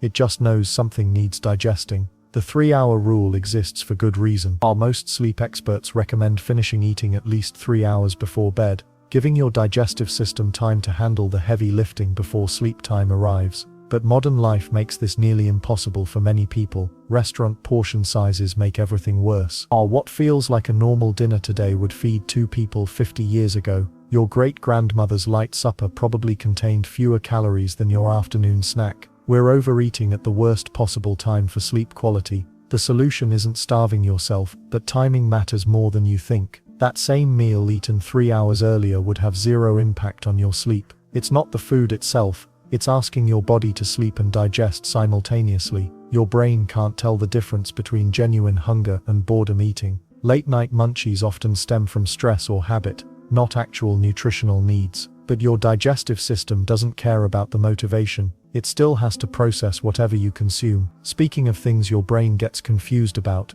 even caffeine tolerance doesn't work the way most people think. That afternoon coffee seems innocent enough. You finish it at 2 p.m. feeling energized and ready to tackle the rest of your day. Fast forward to 10 p.m., and you're tossing in bed wondering why sleep feels impossible. The culprit, that same cup of coffee, is still throwing a party in your brain. Most people think caffeine disappears quickly after drinking it. Wrong. Caffeine has what scientists call a half-life of about 6 hours in the average person. This means if you drink 200 milligrams of caffeine at noon, you still have 100 milligrams buzzing around your system at 6 p.m. By midnight 50 milligrams remain. That's still enough to mess with your sleep quality, even if you don't realize it. But here's where it gets tricky. Not everyone processes caffeine at the same speed. Some people are what researchers call slow metabolizers.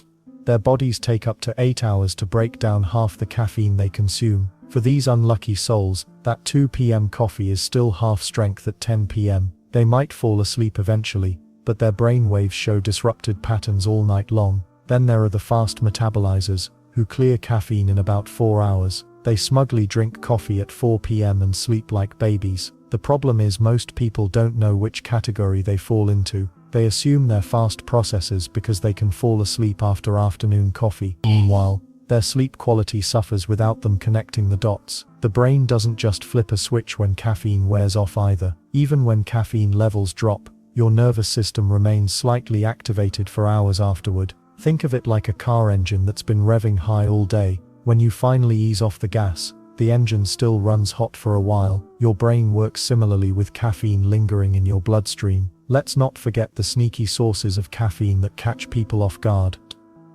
Decaf coffee isn't actually caffeine-free. It contains about 7-12 milligrams per cup. That might not sound like much, but if you're sensitive or drinking multiple cups, it adds up. Dark chocolate, some pain relievers, and even certain ice creams contain caffeine. People wonder why they can't sleep after what seemed like a caffeine-free evening. Green tea deserves special attention here. Many people switch from coffee to green tea thinking they're reducing their caffeine intake dramatically. While green tea does contain less caffeine than coffee, it also contains L-theanine, an amino acid that masks caffeine's jittery effects. This creates a false sense of security. You feel calm and relaxed, but your brain is still receiving wake-up signals from the caffeine. Hours later, you're lying in bed with a mind that won't shut off. The tolerance trap makes things even more confusing. Regular caffeine users develop tolerance to its alertness effects pretty quickly. After a few weeks of daily coffee, you might not feel that obvious energy boost anymore. This leads people to believe caffeine isn't affecting them at all. But tolerance to feeling jittery doesn't mean tolerance to sleep disruption. Your brain's adenosine receptors, which control sleepiness, remain blocked by caffeine regardless of how normal you feel. Age makes caffeine metabolism even more unpredictable. As we get older, our bodies process caffeine more slowly. A 65-year-old might need 10 hours to clear the same amount of caffeine that a 25-year-old processes in 6 hours. Older adults often complain about sleep problems without realizing their long-time coffee habit has become more disruptive over the years. Stress and illness also slow caffeine breakdown. When you're fighting a cold or dealing with work pressure,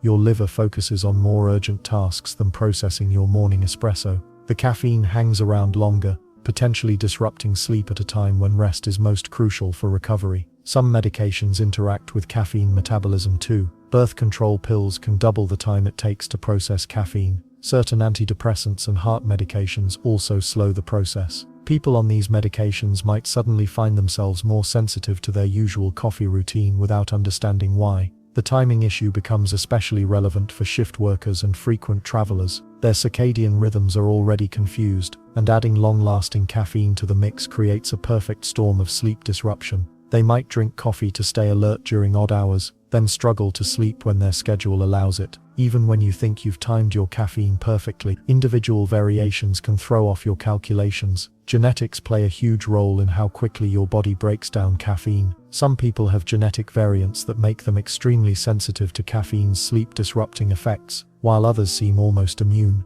The solution isn't necessarily giving up caffeine entirely, but understanding its staying power in your system. Many sleep experts recommend stopping all caffeine intake at least 8 hours before your intended bedtime, but as we're about to discover, there's another seemingly helpful sleep tool that might be working against you in ways you never expected. The snooze button might be humanity's most beloved lie. We hit it thinking we're getting bonus rest, but our brain sees it differently. Those precious 9-minute intervals, they're actually sabotaging the sleep we're desperately trying to squeeze out. When your alarm first goes off, your brain starts its natural wake-up process. Stress hormones begin flowing, body temperature starts rising, and your sleep cycles begin wrapping up. But then you hit snooze. Your brain gets confused signals. Are we waking up or going back to sleep? This confusion creates what scientists call sleep inertia, that groggy, disoriented feeling that can last for hours. The 9-minute snooze interval wasn't chosen for any scientific reason. It's a leftover from old mechanical alarm clocks that couldn't easily be set for exactly 10 minutes due to gear limitations. So we're stuck with this random time frame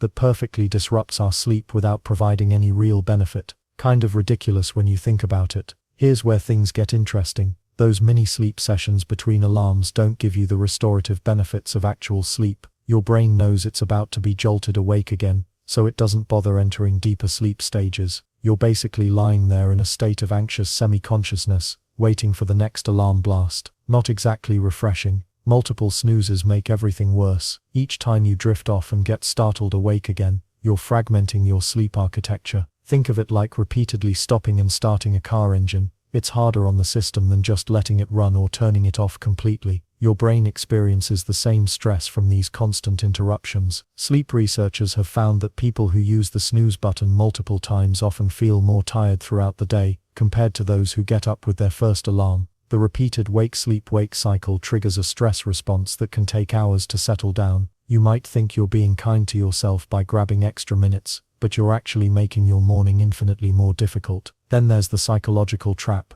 The snooze button creates a habit of procrastination that can spill into other areas of your life. You're literally starting each day by avoiding responsibility and seeking the path of least resistance.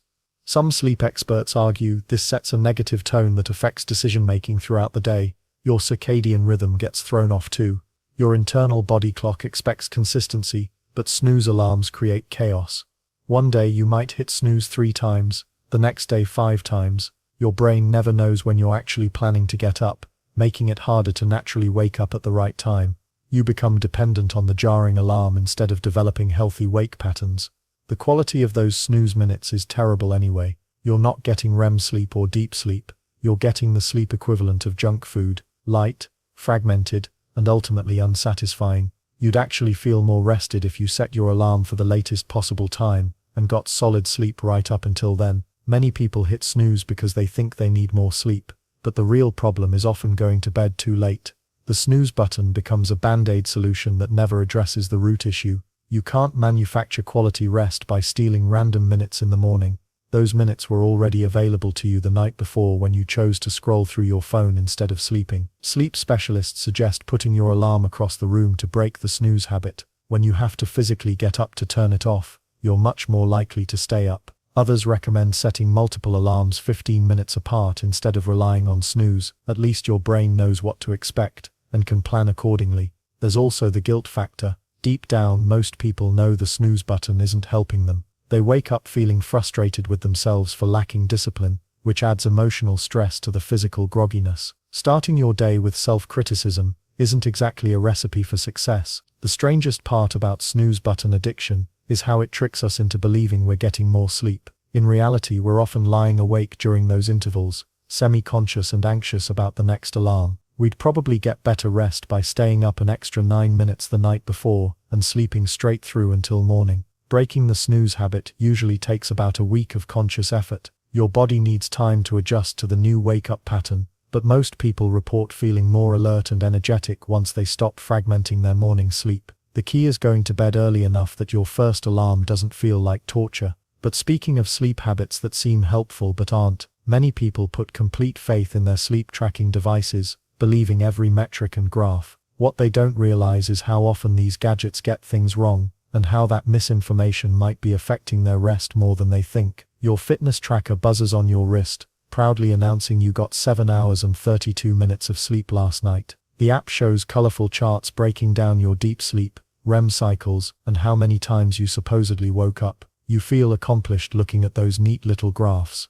But here's the thing: your shiny sleep gadget won't tell you it's probably wrong about half of what it claims to know about your night. Sleep trackers work by monitoring movement and sometimes heart rate. That's it. They're basically fancy motion detectors strapped to your body, trying to guess what's happening in your brain based on whether you're tossing around or lying still. When you're not moving much, the device assumes you're in deep sleep. When you shift positions, it figures you're in lighter sleep or awake. The problem: your brain doesn't follow your body's movement patterns the way these devices expect. You can lie perfectly still while your mind races through vivid dreams. Your tracker will mark this as deep restorative sleep when you're actually in active REM sleep with your brain firing like a lightning storm. Conversely, you might move around during genuinely deep sleep stages, and your tracker will downgrade the quality of what was actually excellent rest. Real sleep studies use electrodes attached to your scalp to measure brainwaves directly. That's how scientists actually tell the difference between sleep stages. Your wrist tracker can't read your mind through your skin,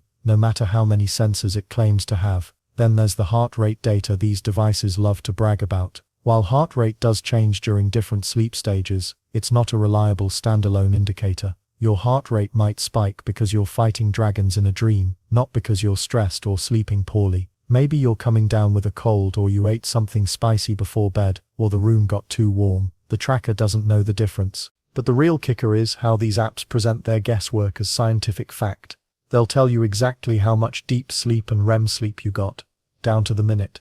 The confidence in those numbers is misleading.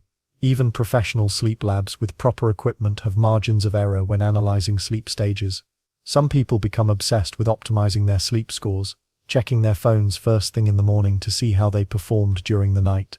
This creates a weird form of performance anxiety about something that's supposed to be natural and restful. You might have slept great and felt refreshed, but then your tracker says you only got 12 minutes of deep sleep, and suddenly you're worried something's wrong with you. The data can become more stressful than helpful. You start second-guessing how you actually feel based on what a computer algorithm thinks happened while you were unconscious. If your tracker says you had a terrible night, but you feel fine, which one should you trust? Your own body awareness or a device that's making educated guesses based on limited information?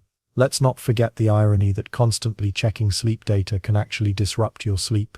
The blue light from your phone screen when you examine those charts in bed tells your brain to stay awake. Some people wake up in the middle of the night and immediately grab their phone to see how their sleep is going, which pretty much guarantees they'll have trouble falling back asleep. Even worse, some trackers buzz or vibrate to wake you during supposedly lighter sleep phases. But since they can't actually detect your sleep stages accurately, they might jar you awake from deep sleep thinking they're doing you a favor. You end up groggier than if you'd just used a regular alarm clock. The movement detection isn't foolproof either. If you sleep with a partner who tosses and turns, their movements can register as yours. If you sleep very still naturally, the device might think you're having restless sleep when you're actually sleeping like a baby. Some people have gotten poor sleep ratings while sharing a bed with a restless dog or cat whose movements confused the sensors. And the weird part is how these devices sometimes record sleep when you're not even sleeping. People report their trackers logging sleep time while they're reading in bed, watching TV, or even sitting very still during a boring meeting. The technology simply isn't sophisticated enough to tell the difference between being motionless and being asleep. Your sleep tracker might be a useful tool for spotting general patterns over time, like noticing you tend to go to bed later on weekends or that you're getting less total sleep during stressful periods. But treating its specific claims about sleep stages and quality as gospel truth is like asking your car's speedometer to diagnose engine problems. The most accurate sleep assessment tool you have is still your own awareness of how rested you feel. But there's another layer to this technology obsession that goes even deeper than faulty data, and it connects to something fundamental about how isolation affects our sleep patterns. Your brain has a secret it's been hiding from you about sleep. When you're alone for extended periods, something strange happens to your rest patterns that most people never connect to their social life. Loneliness doesn't just make you sad during the day, it literally rewires how your brain approaches sleep at night. Researchers have discovered that socially isolated people show dramatically different brainwave patterns during rest compared to those with strong social connections. The lonely brain stays in a heightened state of alert, even during deep sleep phases. Why does this happen? Your brain evolved over millions of years when being alone meant danger. Lions, rival tribes, predators. Isolation spelled trouble. So when modern life leaves you socially disconnected, that ancient alarm system kicks in. Your brain refuses to fully power down because it's scanning for threats that aren't coming. The numbers are startling. People who report feeling lonely take an average of 37% longer to fall asleep than those who feel socially connected. But here's where it gets weird. They often don't realize their loneliness is the culprit. They blame work stress, caffeine, or that late dinner instead. Then there's the fascinating phenomenon of sleep synchronization between couples. Partners who've been together for years gradually match each other's sleep cycles without even trying. Their REM phases start aligning. Their deep sleep windows overlap. It's like their brains are having a conversation while unconscious, coordinating their vulnerability periods. Scientists call this social sleep regulation. When you feel safe with someone nearby, your brain gets permission to truly shut down and repair itself. The stress hormone cortisol drops more dramatically. Growth hormones release more freely. Your immune system kicks into higher gear during those precious deep sleep hours. But isolation flips this script entirely. Lonely sleepers experience what researchers term hypervigilant sleep. Their brains maintain a low-level surveillance mode all night long. They wake up more frequently to small sounds. Their sleep architecture becomes fragmented, with shorter periods in the most restorative stages. The really mind-bending part. Dreams become significantly more bizarre when you're socially isolated. Your brain starts creating more vivid, chaotic dreamscapes filled with strange characters and impossible scenarios. It's almost like your dreaming mind is desperately trying to populate your sleep with the social interaction you're missing in waking life. Studies show that people in solitary confinement report dreams that are 3 times more likely to include multiple unknown people compared to socially connected individuals. Prison researchers have documented this pattern for decades. The isolated brain literally manufactures dream friends to fill the social void. Even mild social disconnection triggers these changes. College students who spend just 3 days with minimal social contact show measurable shifts in their sleep patterns. Their REM sleep becomes more intense but less organized. Their dream recall increases but the content becomes more emotionally charged and less coherent. Here's something that'll surprise you. The presence of a pet can partially offset these isolation effects. Dog and cat owners show sleep patterns that fall somewhere between the fully isolated and socially connected groups. Your brain apparently recognizes another living being as a basic safety signal, even if it can't have deep conversations with you. The evolutionary logic becomes clear when you consider how our ancestors slept. They gathered in groups, took turns keeping watch, and never truly slept alone unless something had gone terribly wrong. Your modern brain still carries those ancient assumptions about what isolation means. Social media adds another twisted layer to this puzzle. People who spend hours scrolling through feeds before bed often experience the worst of both worlds. They're technically alone, but their brains are overstimulated by social information. The result? Sleep that's both hypervigilant from isolation and fragmented from digital overload. But the brain's social sleep needs go beyond just having bodies nearby. Emotional support specifically improves both falling asleep and staying asleep. People who had meaningful conversations during the day show deeper, more restorative sleep patterns than those who only had surface-level interactions. The loneliness-sleep connection creates a vicious cycle that many people get trapped in without realizing it. Poor sleep from isolation makes you more irritable and socially withdrawn the next day. Being more withdrawn leads to fewer meaningful connections. Fewer connections mean worse sleep. Round and round it goes. Breaking this cycle often requires recognizing that your sleep problems might have social roots, not just biological ones. Sometimes the solution isn't a new mattress or sleep app, it's reaching out to rebuild connections with other humans.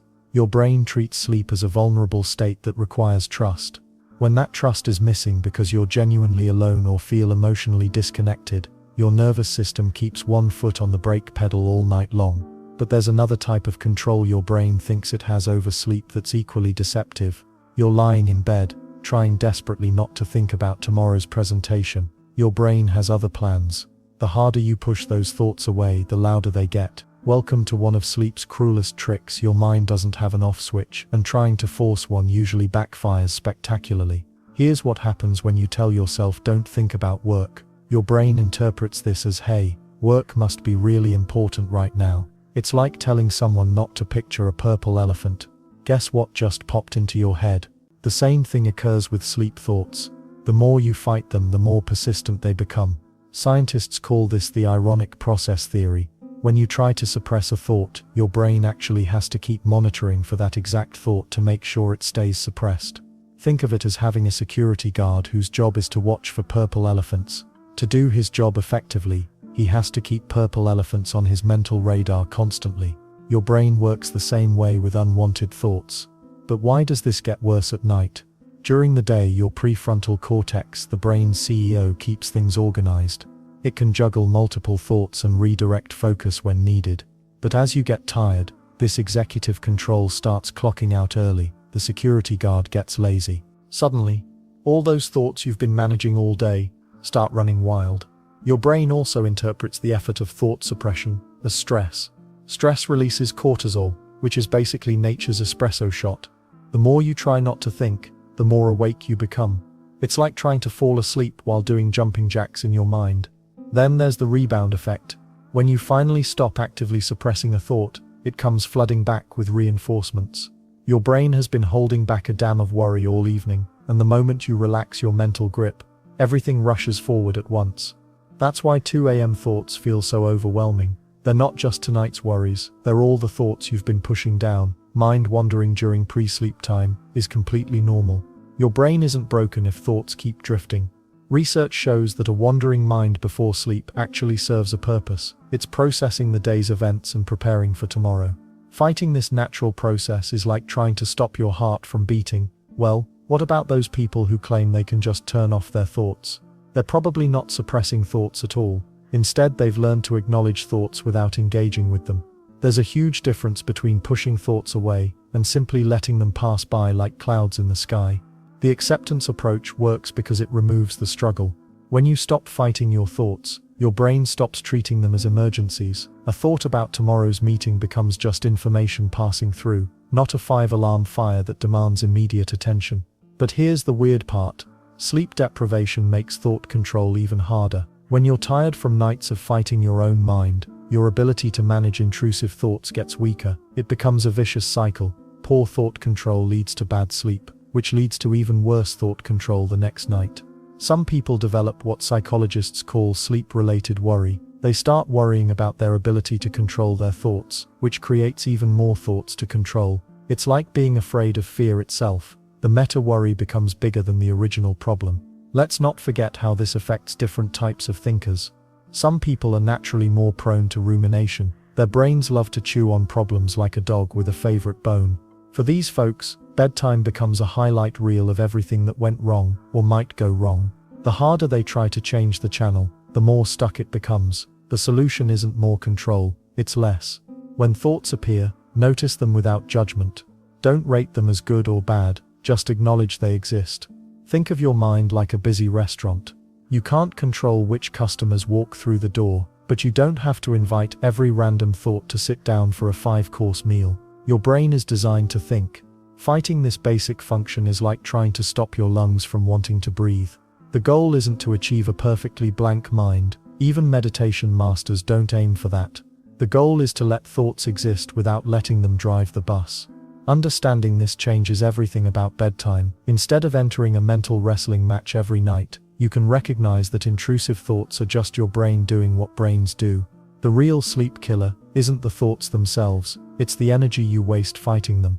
Speaking of things that feel bigger than they should be at night, there's another sleep trick your brain plays that makes ordinary problems feel like world-ending disasters after dark. Most people dismiss nightmares as random brain noise. Bad dreams that mess up a perfectly good night's sleep. Something to shake off and forget about as quickly as possible. But what if these terrifying midnight movies actually serve a purpose? Your brain isn't just throwing scary scenes at you for fun. Those nightmares might be doing some heavy lifting behind the scenes. Research shows that frightening dreams often spike right after stressful days. Your mind processes real-world fears through these intense dream sequences. Think about it. You have a terrible day at work, deal with conflict, or face something that makes you anxious. That night, higher chance of nightmares. Your brain takes those daytime worries and runs them through various scary scenarios while you sleep. It's like a twisted form of practice. Your mind rehearses how to handle threats, even imaginary ones.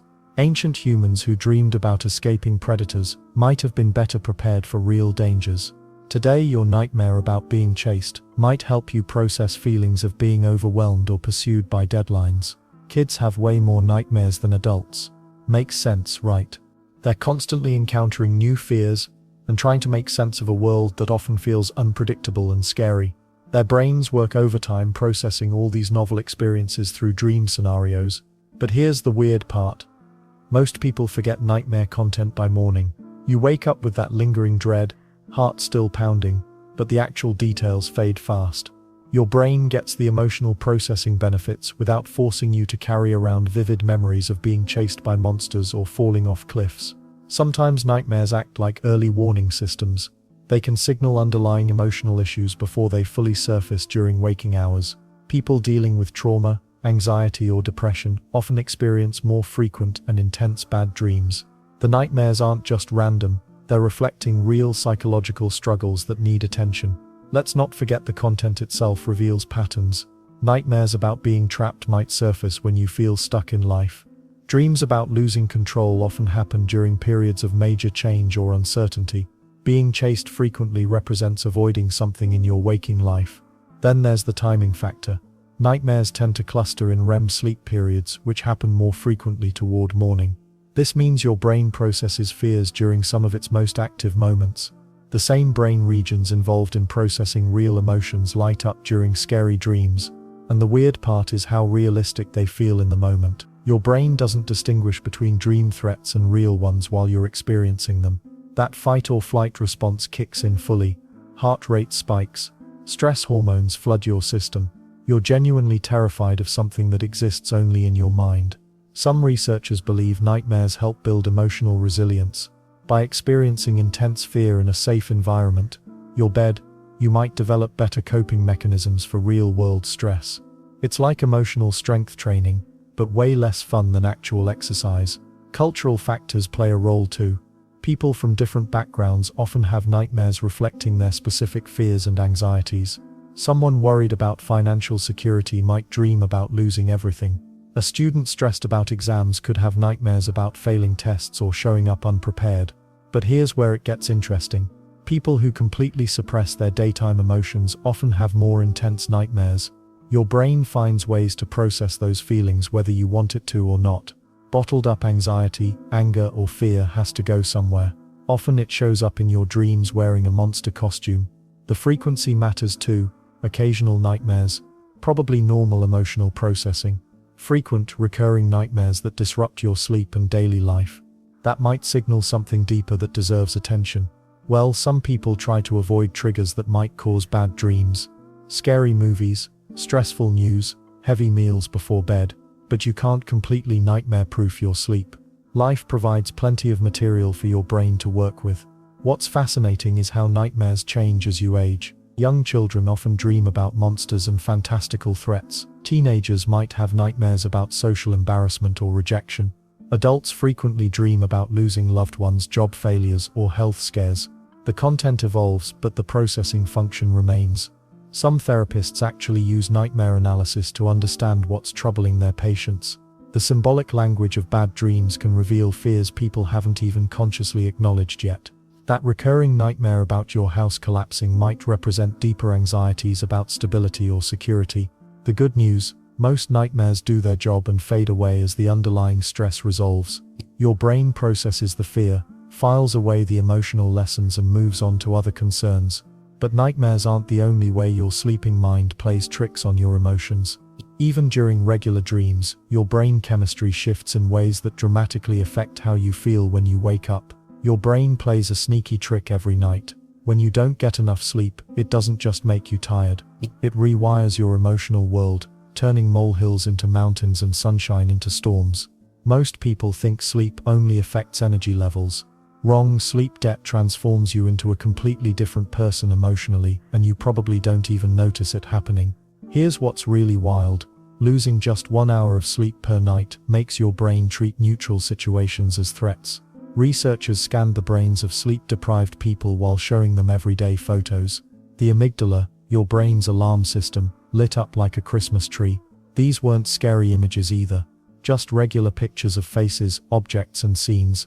But the tired brain saw danger everywhere. Your emotional regulation center basically goes offline when you're running on fumes. The prefrontal cortex, which normally keeps your feelings in check, starts shutting down after poor sleep. Think of it like having a bouncer at a nightclub who falls asleep on the job. Every random emotion just walks right in and starts causing chaos. Then there's the happiness chemical situation. Sleep deprivation slashes serotonin production by up to 40%. That's your brain's natural antidepressant getting cut nearly in half. No wonder everything feels heavier when you're tired. Your brain literally can't manufacture enough of the stuff that makes you feel good about life. But here's where it gets really tricky. Most people blame their bad mood on external circumstances instead of their sleep debt. You wake up grumpy after 5 hours of sleep, then spend the whole day thinking your job sucks, your relationships are doomed, and life is meaningless. The real culprit, your exhausted neurons can't process emotions properly anymore. Sleep loss also amplifies negative memories while dimming positive ones. When you're well rested, your brain naturally filters experiences, filing away the good stuff and letting minor annoyances fade. Tired brains do the opposite. They grab onto every frustration, every slight, every disappointing moment and replay them on repeat. Meanwhile, happy memories get buried deeper, becoming harder to access when you need them most. The timeline matters too. You don't need weeks of bad sleep to see mood changes. Even one night of poor rest can trigger irritability that lasts for days. Your brain needs about 72 hours to fully recover from a single night of sleep deprivation. That's 3 full days of potential mood problems from one bad night.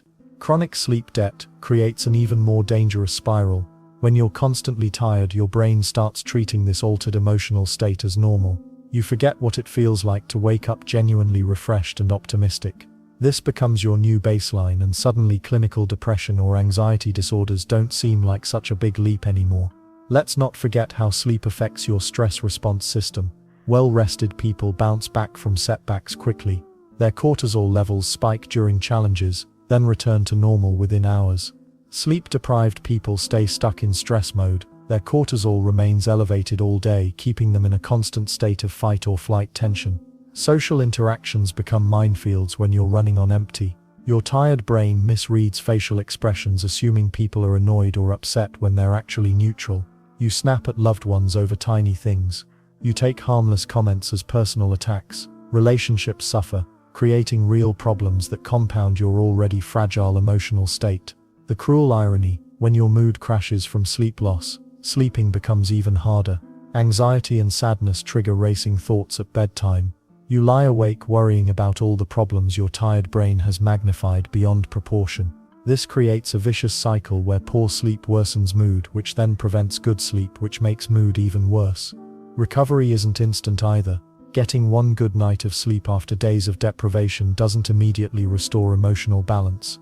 Your brain needs consistent, quality rest for about a week to rebuild its mood regulation systems.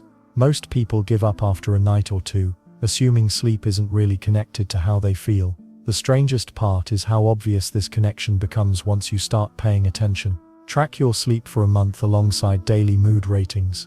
The pattern will shock you. Those days when everything felt overwhelming and hopeless, almost always preceded by poor sleep. Times when you felt optimistic and resilient, usually following solid rest. Your emotional life isn't separate from your sleep life. They're the same system wearing different masks. When one breaks down, the other follows quickly behind. But just as sleep problems can destroy your mood, consistent good sleep can rebuild emotional strength you didn't even know you'd lost. Speaking of rebuilding, there's something even more unsettling about how your tired brain processes thoughts and fears in the dark hours. You're lying in bed at 2 a.m., convinced your relationship is falling apart. Your boss probably hates you. That weird pain in your side, definitely something serious. The presentation tomorrow will be a disaster. Your mind churns through worst-case scenarios like a broken washing machine stuck on spin cycle. Morning arrives. Sunlight streams through your window. Suddenly those same problems feel manageable, maybe even silly. What happened overnight? Did your circumstances magically improve while you slept? Not even close. Your nighttime thoughts were lying to you. And your brain in the dark is terrible at telling truth from fiction. When darkness falls, your prefrontal cortex, the part responsible for logical thinking, starts winding down for the night. Meanwhile, your amygdala, the brain's alarm system, stays wide awake. It's like having a paranoid security guard running the show, while the rational CEO goes home early. This creates the perfect storm for catastrophic thinking. Your brain begins treating worried guesses like established facts. That text your friend didn't return? Obviously they're angry at you forever. The slight headache you've had today? Your mind jumps straight to brain tumor territory. But here's what's really happening. Your tired brain loses its ability to put things in perspective. Problems don't actually grow bigger at night. Your perception of them does. It's like looking at shadows on the wall. They seem enormous and threatening until you turn on the lights. Sleep researchers call this nocturnal cognitive distortion, fancy term for your brain getting really bad at its job after dark. Studies show that people rate the same problems as significantly more serious at night compared to morning. Same problems, same people, different brain chemistry. The hormone cortisol plays a major role here. It typically drops at night to help you sleep, but stress keeps it elevated. High cortisol plus low light equals a brain that treats every molehill like Mount Everest. Your thoughts become more negative, more extreme, more catastrophic. Then there's the isolation factor. Nighttime naturally separates us from other people and normal daytime activities. Without external reality checks, your mind creates its own twisted version of events. No friends to text, no co-workers to chat with, just you and your increasingly dramatic internal monologue. Your brain also struggles with time perception in the dark. Remember how time gets warped during sleep? The same thing happens when you're lying awake. 5 minutes of worry feels like an hour of evidence that your fears are legitimate. Your mind mistakes the duration of anxious thinking for proof that the anxiety is justified. Social media makes this worse. That 3 a.m. scroll through Instagram, you're seeing everyone's highlight reel while your brain is in full disaster mode. Your rational daytime self knows these are curated snapshots. Your nighttime brain sees proof that everyone else has it figured out while your life is crumbling. The really sneaky part is how your memory gets involved. Your tired brain has trouble distinguishing between things that happened and things you worried might happen. By morning, you might genuinely remember that conversation with your boss as more hostile than it actually was. The anxiety rewrites the memory to match the fear. Temperature plays a role too. Most bedrooms get warmer as the night progresses, and heat makes negative emotions feel more intense. Your brain literally runs hotter when processing worries in a warm room. Let's not forget the caffeine factor. Even if you stopped drinking coffee at 2 p.m., traces might still be in your system at bedtime. Caffeine doesn't just keep you awake. It amplifies anxiety and makes worried thoughts feel more urgent and believable. Your breathing changes when you're horizontal and tired, often becoming shallower. Less oxygen to the brain means worse decision-making and more emotional reactivity. The physical act of lying down actually makes your thoughts less reliable. Professional therapists know about this phenomenon so well that many refuse to take crisis calls after 10 p.m. unless it's a genuine emergency. They've learned that the same problems that feel overwhelming at midnight seem totally manageable when discussed at 10 a.m. The solution isn't to dismiss all nighttime concerns as fake. Sometimes real issues surface when your defenses are down, but your nighttime brain is terrible at judging which problems are real versus which ones are anxiety-fueled fiction. Write down worried thoughts instead of wrestling with them mentally. Something magical happens when fears move from your head to paper. They immediately seem smaller, more specific, less catastrophic. Your daytime self can review the list and sort legitimate concerns from midnight fiction. The key insight: your nighttime thoughts aren't more honest or accurate than daytime ones. They're just louder and scarier because your brain's quality control system has clocked out for the evening. And speaking of quality control systems failing, there's something else your brain gets completely wrong about sleep that affects everything we've just discussed.